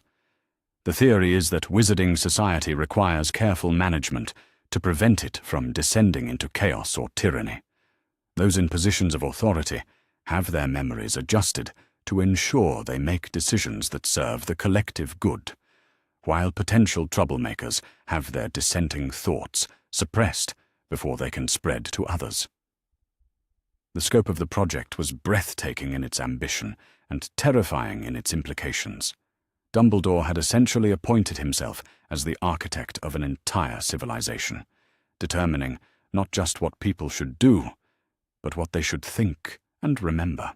The democratic institutions of magical Britain were nothing more than theatre, with all meaningful decisions made by a single individual who had removed the possibility of genuine opposition through careful psychological manipulation. Harry spent the following week working with Snape to document the full extent of the memory modification campaign and to identify potential victims who might be candidates for memory restoration. The process was delicate and dangerous, as too rapid an expansion of their activities would certainly draw Dumbledore's attention before they were ready for direct confrontation. But they also began reaching out to carefully selected individuals who showed signs of modified memories but retained enough of their original personalities to be potential allies. Professor Flitwick was their first successful conversion, as the elderly charms master had always possessed too much intellectual curiosity to be completely suppressed by even the most sophisticated memory work. "I knew something was wrong," Flitwick admitted during a clandestine meeting in his private chambers. "My research notes contained references to spells and techniques that I couldn't remember developing, and my personal journals described events that felt like someone else's experiences. But whenever I tried to investigate, I found myself losing interest or becoming distracted by other concerns." The restoration of Flitwick's memories required several sessions spread across multiple days, as the modifications to his mind had been particularly extensive. But as his original personality began to re-emerge, he became an invaluable ally in their efforts to identify and assist other victims of Dumbledore's manipulations. Luna Lovegood, meanwhile, had proven to be naturally resistant to memory modification attempts, though she had been subjected to several unsuccessful procedures over the years. Her unique mental structure, which most people dismissed as simple eccentricity, actually represented a form of cognitive organization that was extremely difficult for external forces to influence or control. "I think in pictures and feelings instead of words and logic," Luna explained when Harry asked about her apparent immunity to mental manipulation. "Daddy says that makes me harder to fool, because I remember how things felt, rather than just what I was told they meant. Feelings are much more honest than thoughts." As their small group of allies grew, they began developing strategies for exposing Dumbledore's crimes to the wider magical community. But the challenge they faced was enormous. How do you convince people that their memories have been altered when the evidence of that alteration has been carefully removed from their consciousness? The answer, Harry realized, lay in the mathematical principles that Sarah Chen had inadvertently revealed during that overheard conversation. The Dumbledore coefficient might be treated as legitimate academic research, but it also provided a roadmap for detecting and reversing the memory modifications that had been created using its calculations. Harry spent long nights in the Ravenclaw common room, working through arithmetic equations that would allow him to identify the specific magical signatures associated with different types of memory work. Once he could reliably detect these signatures, he could develop counterspells that would restore original memories without causing the psychological trauma that had made memory archaeology so dangerous in the past. The breakthrough came during his 4th week of research, when he successfully created what he called a memory resonance detector. The device, which appeared to be nothing more than an ornate quill pen, could identify modified memories by detecting discrepancies between a person's magical signature and their conscious recollections. More importantly, the detector could be used discreetly during normal conversations, allowing Harry and his allies to identify potential victims of memory modification without alerting either the targets or potential observers to their activities. Within days of its creation, they had compiled a comprehensive list of Hogwarts faculty and staff who showed evidence of recent memory work. But Harry's most significant discovery came when he turned the detector toward the student population. What he found was evidence of a systematic program of memory modification that targeted not just adults, but children as young as 11 years old. Students who had expressed curiosity about certain topics found themselves losing interest after brief conversations with the headmaster. Those who had questioned official explanations for various events discovered that their questions simply stopped occurring to them. The implications were staggering.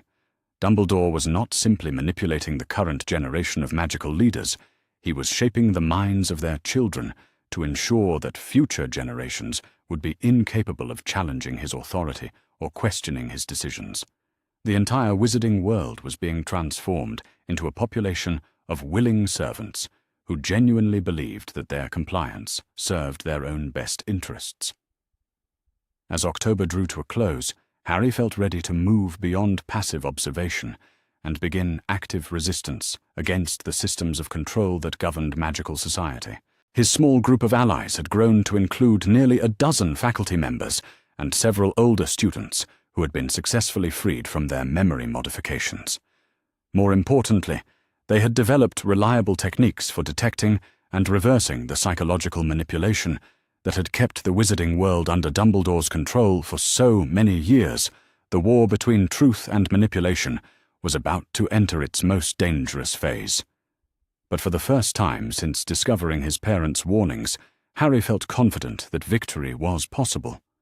Armed with knowledge, allies, and the tools necessary to restore authentic memories to those who had been robbed of them, he was ready to begin the campaign that would either free the wizarding world or destroy him in the attempt. The memory wars had begun, and Harry Potter was determined to ensure that when they ended, truth would triumph over the carefully constructed lies that had shaped his world for far too long. The November rain hammered against the windows of Hogwarts Castle with a persistence that matched Harry's own determination to break through the layers of deception that had shaped Severus Snape's life for nearly 2 decades. 3 weeks had passed since their initial confrontation in the potions laboratory, and Harry had spent every available moment preparing for the conversation that would either secure the most valuable ally in his war against Dumbledore or result in his exposure and capture. Snape had agreed to meet with him again, though the professor's cooperation came wrapped in suspicion and barely controlled hostility. The man was fighting a constant battle between his recovered authentic memories and the false constructs that had governed his behavior for so many years. The psychological strain was visible in his increasingly haggard appearance and the tremor in his hands that he could no longer completely conceal. "You realize," Snape said, as Harry slipped into the private chamber that adjoined the potions classroom, "that what you are asking of me amounts to treason against everything I have believed and worked for during my adult life. Even if your claims about memory modification are accurate, the implications are too vast to process."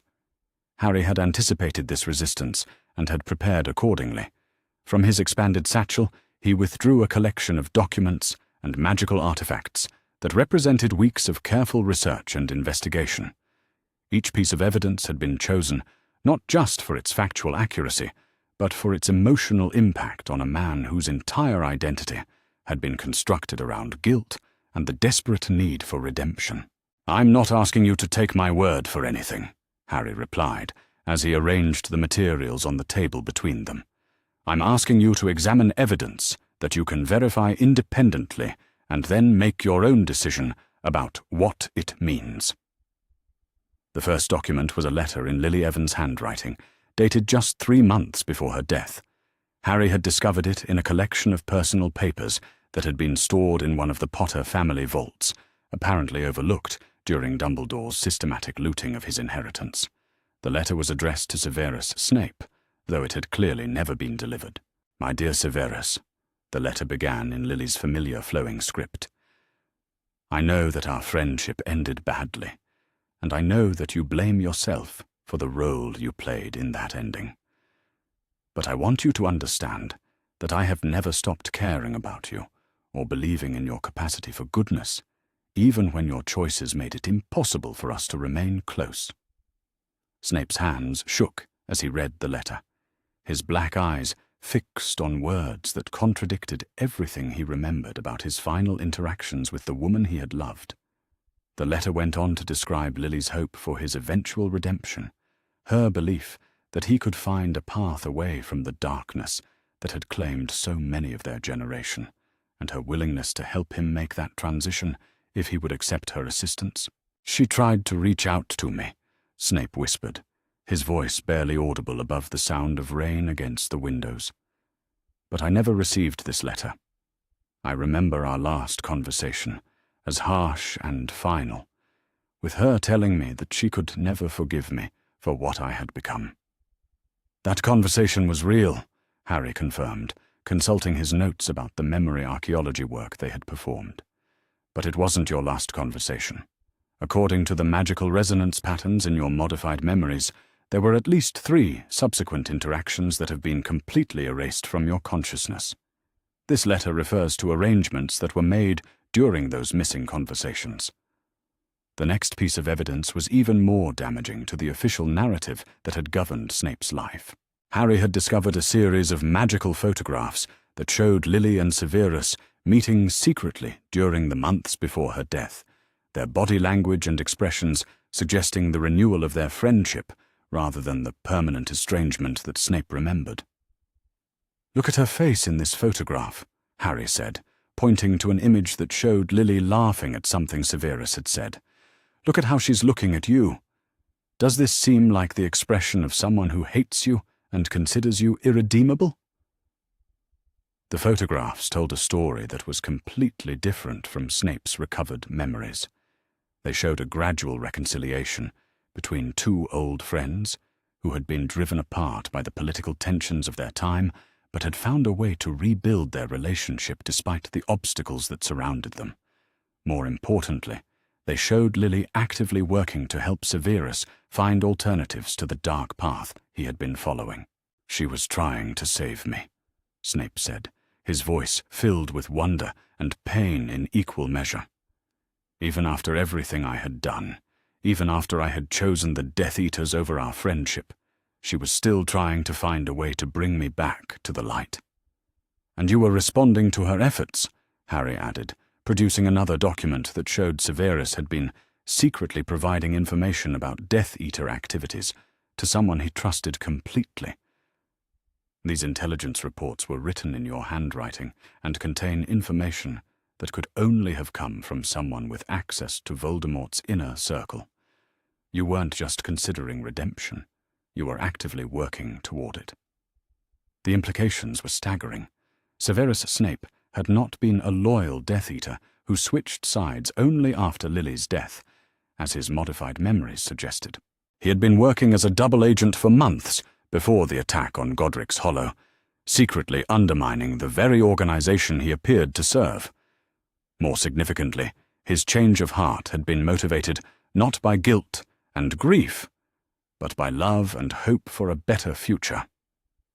But Harry's most devastating revelation was yet to come.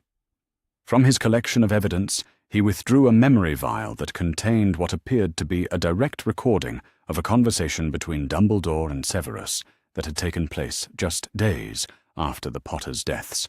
The memory had been extracted using advanced techniques that bypassed the normal psychological defenses that protected such recollections from external access. This memory was hidden so deeply in your subconscious that it took me 3 weeks to locate and extract it safely, Harry explained, as he prepared the pensieve that would allow them to view the recording. I believe it will explain not just how your memories were modified, but why Dumbledore considered such extreme measures necessary. The memory began in Dumbledore's office, with a younger Severus Snape seated across from the headmaster in obvious emotional distress. But the Snape in the memory was different from the broken man that Harry knew from his current reality. This version was angry rather than despairing, accusatory rather than repentant, and most importantly, he was asking questions that the current Snape had never thought to ask. "You knew," the memory Snape was saying, his voice filled with fury and betrayal. "You knew that your plan would lead to their deaths, and you allowed it to proceed anyway. Lily trusted you to protect her family, and you sacrificed them for the sake of your larger strategy." The Dumbledore in the memory was different as well, lacking the grandfatherly warmth and gentle authority that characterized his public persona. This version was cold and calculating, his responses to Snape's accusations revealing a mind that viewed human lives as expendable resources in service of abstract principles. "Lily and James died to serve a greater purpose," Memory Dumbledore replied, without visible emotion. "Their sacrifice ensures that their son will grow up with the psychological profile necessary to defeat Voldemort when the time comes. A Harry Potter raised with love and confidence would never possess the desperate need for approval and guidance that will make him malleable to proper direction." "You planned their murders," Memory Snape said, his voice rising with outrage. "You manipulated Peter Pettigrew into betraying them. You ensured that their protective measures would fail, and you arranged for their son to be placed with people who would abuse and neglect him, all to create the perfect weapon for your war." The conversation continued for nearly an hour, with Memory Snape demanding answers to questions that revealed his complete understanding of Dumbledore's manipulations. The younger version of the Potions Master had not been a guilt-ridden supplicant begging for redemption, but an intelligent and principled man who had recognized the true nature of the forces that had destroyed his world. But as the memory progressed, Dumbledore's responses became more focused and purposeful. Harry recognized the verbal techniques that preceded major memory modification work, the careful introduction of concepts and emotions that would serve as anchors for false memories. By the end of their conversation, Memory Snape's anger had been replaced by confusion and self-doubt, his accusations transformed into admissions of guilt and requests for guidance. "I will help you find the redemption you seek," Memory Dumbledore said, as the session concluded. "But first, you must release yourself from the burden of memories that serve no constructive purpose. Allow me to ease your pain by removing the thoughts that cause you such unnecessary suffering." The memory ended with Severus Snape agreeing to the procedure that would transform him from a dangerous opponent into a useful ally. Harry and the present-day Snape watched in horrified fascination as nearly 20 years of psychological manipulation began with a simple agreement to forget painful truths in exchange for the promise of eventual peace. "He didn't just modify my memories," Snape said when the pensieve had been cleared and put away. "He rebuilt my entire personality around the framework of guilt and dependence that would ensure my absolute loyalty. Everything I have believed about myself for the past 2 decades has been a carefully constructed lie." Harry nodded grimly, consulting his notes about the memory archaeology techniques they had used to recover authentic recollections. The modification was so extensive that it required multiple sessions over several months. Each time you began to question the official narrative or recover fragments of your original memories, you were subjected to additional procedures that reinforced the false constructs. The evidence Harry presented painted a picture of psychological torture that was all the more horrific for being conducted with the victim's apparent consent. Severus Snape had been systematically stripped of everything that made him who he was, and rebuilt according to specifications that served Dumbledore's purposes rather than his own psychological well-being. But perhaps the most damaging revelation was the discovery of how Dumbledore had used Snape's modified loyalty over the years. The potions master had not simply been teaching at Hogwarts and brewing specialized potions for the Order of the Phoenix. He had been actively participating in the very system of manipulation and control that had destroyed his own life, unknowingly helping to modify the memories of other victims and to distribute loyalty potions that ensured compliance with Dumbledore's agenda. The Veritaserum you've been brewing isn't being used to question captured Death Eaters, Harry explained, as he showed Snape records of potion distribution that dated back several years. It's being used to ensure that Order members remain loyal by forcing them to confront any doubts or questions they might have developed about their cause. Combined with subtle memory modification, it creates a cycle of psychological reinforcement that makes genuine dissent virtually impossible. Snape stared at the documents with growing horror as he recognized his own handwriting on requisition forms for ingredients that had no legitimate use in the stated purposes. His expertise in potions had been perverted to serve the same system of control that had victimized him, making him complicit in the destruction of other people's autonomy and free will. "I've been helping him," Snape whispered, his voice filled with self-loathing. "All these years, I thought I was working to protect students and fight against dark magic, but I've actually been facilitating the systematic enslavement of everyone around me." "You've been a victim," Harry corrected firmly. "Everything you've done has been the result of magical and psychological coercion that was designed specifically to exploit your love for Lily and your genuine desire to make amends for past mistakes. The person responsible for these crimes is Dumbledore, not you." The conversation that followed was one of the most difficult of Harry's young life. Helping Severus Snape process the full implications of what had been done to him required not just magical skill but profound empathy and patience.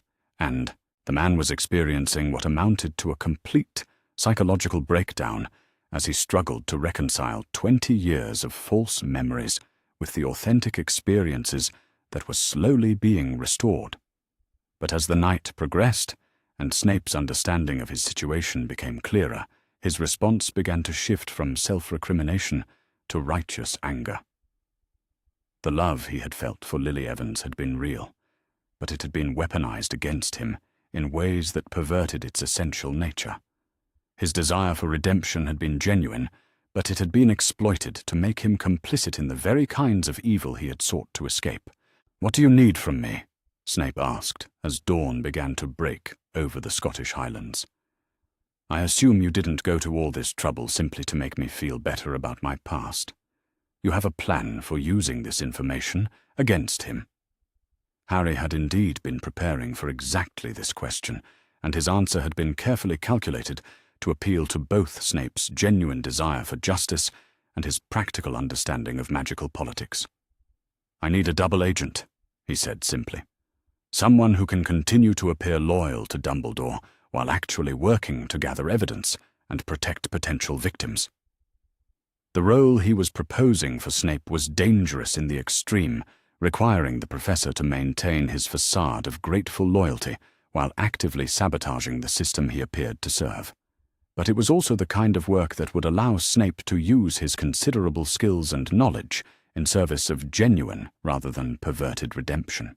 "You'll continue brewing potions for the Order," Harry explained, "but you'll modify the formulations to reduce their effectiveness without making the changes obvious.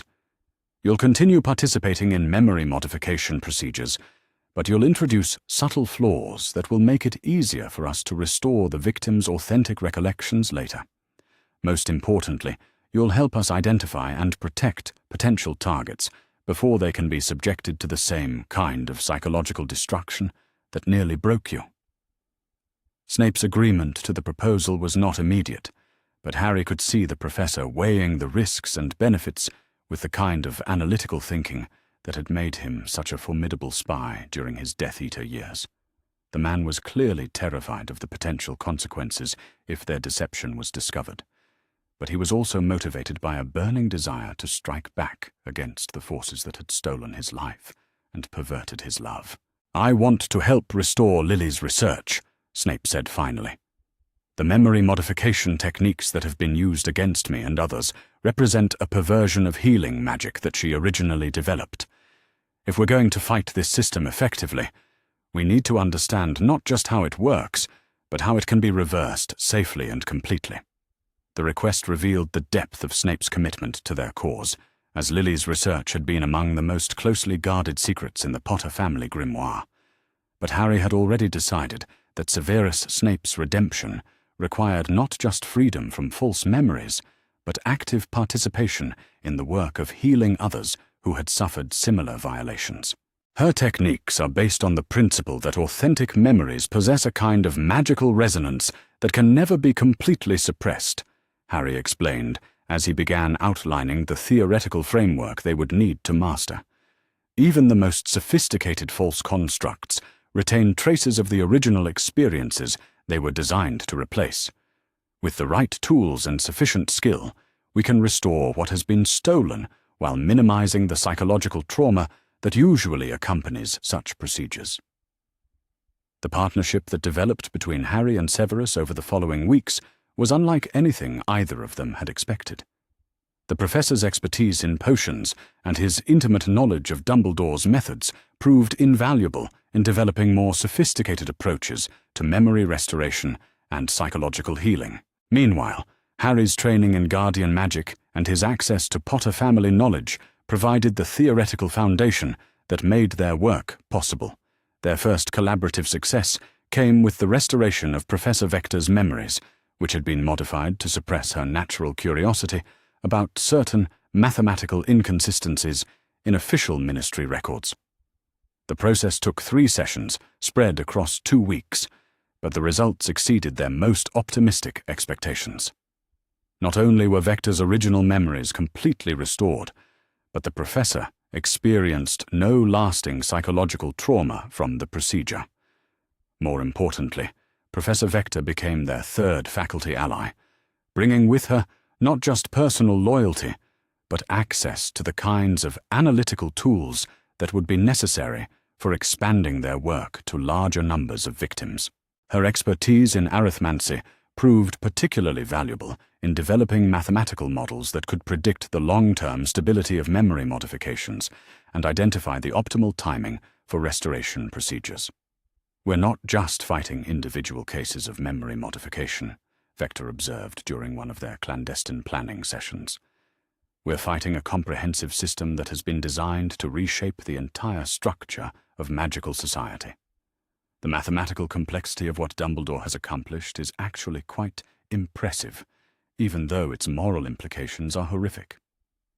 As their network of restored allies grew, Harry began to understand that they were engaged in something far more significant than a simple investigation or resistance movement. They were fighting for the right of every magical person to possess their own thoughts and memories, to make decisions based on accurate information rather than carefully crafted deceptions. The stakes could not have been higher, as failure would mean the permanent enslavement of an entire civilization to one man's vision of appropriate behavior and/or acceptable thought. But success was beginning to seem possible for the first time since Harry had discovered the truth about his world.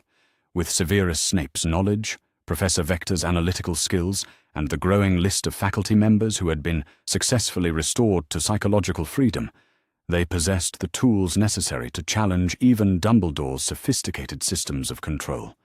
The memory wars were entering their most crucial phase, and Harry Potter finally had the allies and resources necessary to fight them on equal terms.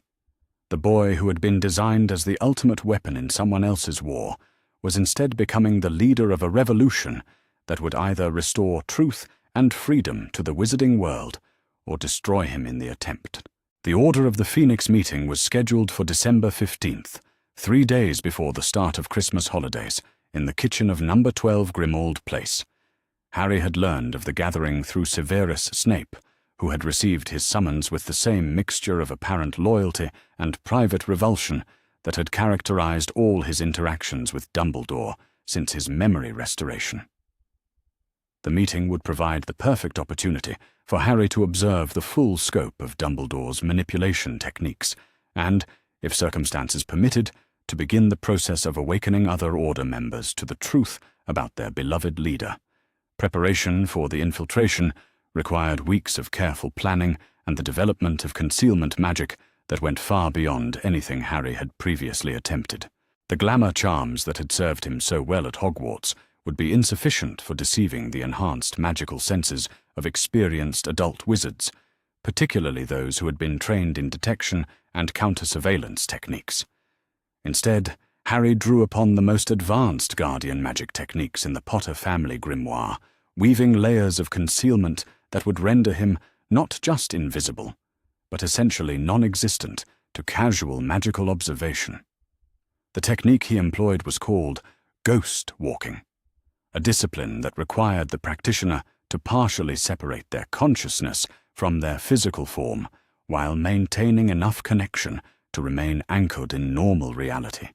It was dangerous magic that had killed several Potter ancestors who had attempted it without sufficient preparation, but it also provided concealment so complete that even Dumbledore's legendary magical senses would have difficulty detecting an intruder's presence. Harry's journey to Grimoire Place began at Potter Sanctuary, where Kreacher had spent days studying the magical signatures and protective ward structures that surrounded the ancient Black family home. The house elf's knowledge proved invaluable, as he was able to identify specific vulnerabilities in the building's defenses that would allow Harry to enter undetected while avoiding the automated security systems that protected more obvious entry points. The Fidelius charm that conceals the house creates gaps in the monitoring magic, Kreacher explained, as he traced ward patterns on a detailed map of the surrounding area. Master Sirius established these gaps deliberately, as he never fully trusted some of the people Dumbledore insisted on including in the Order membership. If you approach from the southwest corner of the square and time your entry to coincide with the shifting of the concealment boundaries, you should be able to slip inside without triggering any alerts. The advice proved accurate, and Harry found himself standing in the shadowy entrance hall of Grimoire Place just minutes before the scheduled start of the meeting. The house felt heavy with centuries of accumulated dark magic and family secrets, but it also carried newer magical signatures that spoke of recent habitation and the kind of protective spells that Dumbledore favored for his safe houses. Through the partially open kitchen door, Harry could hear voices that he recognized from his extensive intelligence gathering over the past several months. Remus Lupin was discussing patrol schedules with Kingsley Shacklebolt, while Molly Weasley bustled about preparing refreshments with the kind of nervous energy that suggested she was deeply uncomfortable with the clandestine nature of their activities. Most significantly, Harry could detect the unmistakable magical signature of Albus Dumbledore himself, radiating the carefully controlled power that had made him the most feared wizard of his generation. Harry activated his ghost-walking technique and slipped through the doorway into the kitchen, positioning himself in a corner where he would have clear sight lines to all the meeting participants, while remaining concealed behind layers of advanced concealment magic. The assembled Order members appeared exactly as he had expected, based on his research. A collection of well-meaning individuals whose genuine desire to fight dark magic had been carefully exploited to serve Dumbledore's larger agenda. The meeting began with Dumbledore's characteristic blend of grandfatherly warmth and subtle authority, his opening remarks designed to reinforce the psychological bonds that kept his followers loyal despite the increasingly questionable nature of their activities. Harry watched with fascination as the headmaster employed techniques that he now recognized as sophisticated forms of emotional manipulation, using carefully chosen words and gestures to trigger specific psychological responses in his audience. "My dear friends," Dumbledore began, his blue eyes twinkling behind half-moon spectacles as he surveyed the assembled group, "we gather tonight in the shadow of great uncertainty and growing darkness. The forces of evil continue their work in the wider world, and our vigilance remains the only barrier between innocent people and the suffering that would surely follow if we were to falter in our sacred duty." The response was immediate and predictable. Harry watched as the Order members unconsciously straightened in their seats, their faces reflecting the mixture of pride and determination that Dumbledore's rhetoric was designed to inspire. But his training allowed him to see beneath the surface reactions to the more subtle, magical influences that were shaping their emotional states. Dumbledore was using what Harry recognized as environmental legilimency, a technique that allowed him to read the surface thoughts of multiple people simultaneously while adjusting his presentation to maximize its psychological impact. More disturbingly, Harry detected traces of magical compulsion in the very air around the assembled group, subtle influences that would make them more receptive to suggestions and less likely to question the logic behind Dumbledore's directives. The bulk of the meeting was devoted to what appeared to be routine operational planning, patrol assignments, intelligence-gathering priorities, and coordination with ministry officials who were sympathetic to their cause. But Harry's enhanced perception allowed him to recognize the deeper patterns that governed these seemingly mundane discussions. Every assignment was carefully calculated to reinforce existing psychological dependencies while preventing Order members from developing independent sources of information or influence. Remus Lupin, for example, was assigned to patrol duties that would keep him isolated from other werewolves who might challenge the official narrative about lycanthrope integration policies. Kingsley Shacklebolt's ministry contacts were limited to individuals who had already been subjected to memory modification, ensuring that any intelligence he gathered would support rather than contradict Dumbledore's preferred version of current events. Most revealing was Dumbledore's treatment of newer Order members, particularly those who had joined based on genuine moral convictions rather than personal loyalty to him. These individuals were subjected to what appeared to be mentoring and guidance, but which Harry recognized as systematic psychological conditioning designed to break down their independent judgment and replace it with unquestioning faith in Dumbledore's wisdom. "Arthur," Dumbledore said, turning his attention to the head of the Weasley family, "I understand that you have been experiencing some doubts about certain ministry policies that affect your department. Such concerns are natural and even commendable, but I hope you will remember that our larger mission sometimes requires us to accept temporary compromises in service of more important long-term goals." Harry watched with growing horror as Arthur Weasley's expression shifted from troubled uncertainty to calm acceptance, the change accompanied by subtle magical emanations that indicated active use of compulsion magic. Dumbledore was not simply providing guidance or reassurance. He was actively suppressing Arthur's natural critical thinking abilities and replacing them with artificial compliance. The process was repeated with other Order members throughout the meeting, each intervention carefully tailored to address specific concerns or doubts that might interfere with their usefulness to Dumbledore's cause. Harry began to understand that these gatherings served a dual purpose. They provided coordination for legitimate resistance activities, while also functioning as group therapy sessions, designed to maintain psychological control over potentially problematic followers. But Harry's most shocking discovery came during a discussion of Harry Potter's continued absence from Privet Drive, a topic that had clearly been causing Dumbledore considerable concern for several months.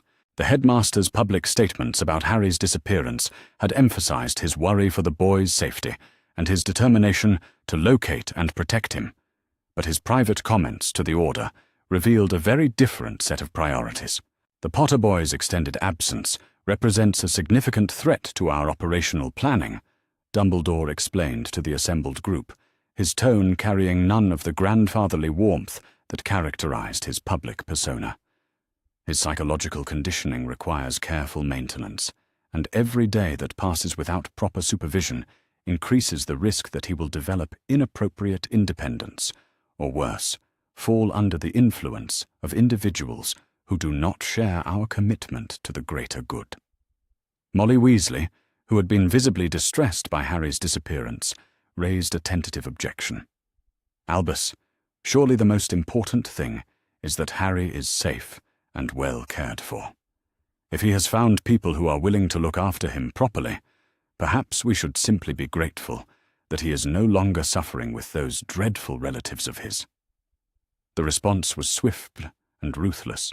Dumbledore's magical signature shifted in ways that Harry recognized as preparation for memory modification, while his verbal response employed psychological techniques designed to make Molly question her own judgment and moral instincts. "My dear Molly," Dumbledore said with gentle reproach, "your maternal instincts do you credit, but they may be blinding you to the larger implications of this situation. Harry Potter is not simply a child in need of care and protection. He is the focal point of prophecies and magical forces that could reshape our entire world, and his proper development requires guidance from those who understand the full scope of what is at stake." Harry watched in fascination and revulsion as Molly's natural protective instincts were systematically dismantled and replaced with artificial acceptance of Dumbledore's priorities. The magical techniques being employed were subtle but unmistakable, designed to make her believe that her concerns for Harry's welfare were selfish and short-sighted, rather than entirely reasonable responses from a caring adult. The process was repeated with other Order members who expressed similar concerns, each intervention carefully crafted to maintain the group's loyalty while suppressing any thoughts or impulses that might interfere with Dumbledore's plans for Harry's eventual recovery and continued conditioning. By the end of the discussion, the entire group had been convinced that Harry's rescue was a matter of urgent strategic necessity, rather than simple human decency. As the meeting progressed toward its conclusion, Harry began to recognize that he was witnessing something far more sinister than simple political manipulation. The Order of the Phoenix was not a voluntary association of like-minded individuals working together toward common goals. It was a carefully controlled cult whose members had been systematically stripped of their ability to think independently or question the authority of their charismatic leader. The realization crystallized Harry's understanding of what needed to be done.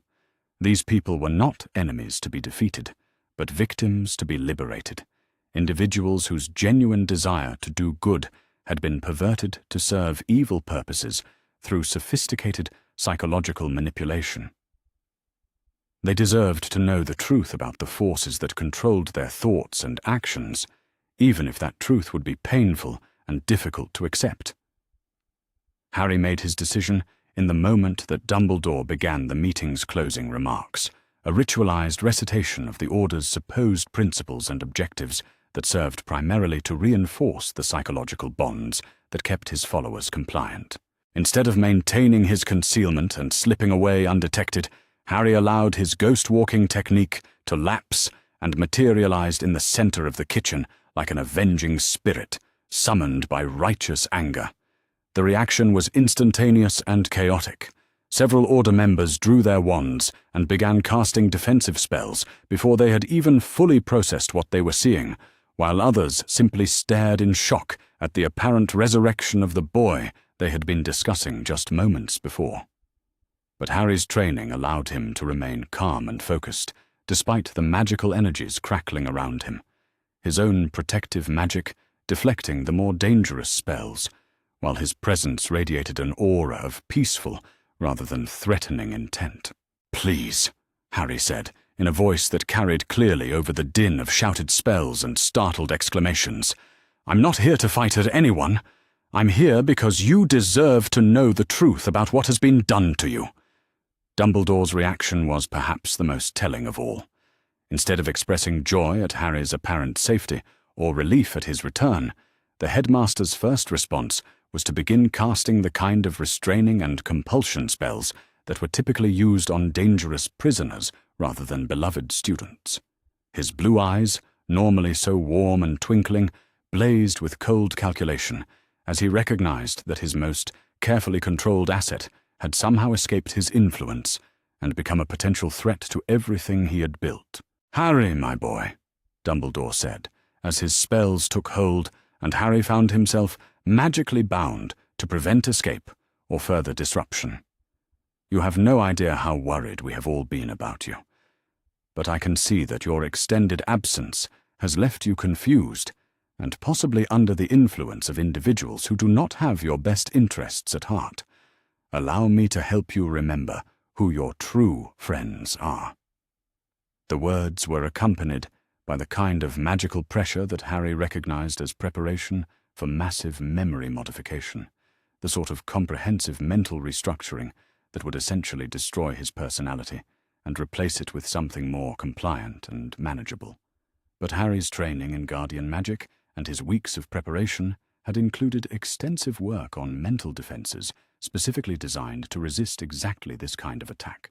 Instead of succumbing to Dumbledore's assault on his mind, Harry drew upon the protective magic that his parents had woven into his very being and amplified it with techniques learned from centuries of Potter family knowledge.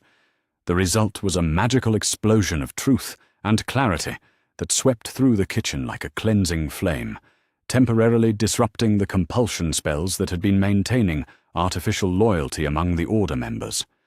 For perhaps 30 seconds, every person in that room experienced complete freedom from magical manipulation for the first time in years.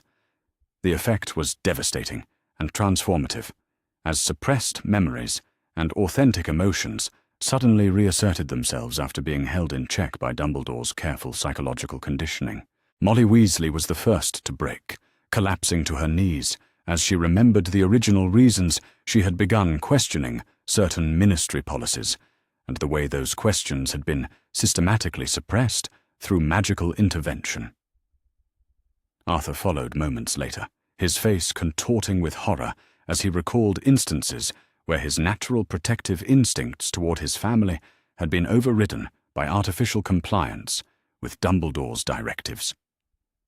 Remus Lupin's reaction was perhaps the most dramatic, as his werewolf senses had made him partially resistant to memory modification, and he had been carrying suppressed awareness of his manipulation for years.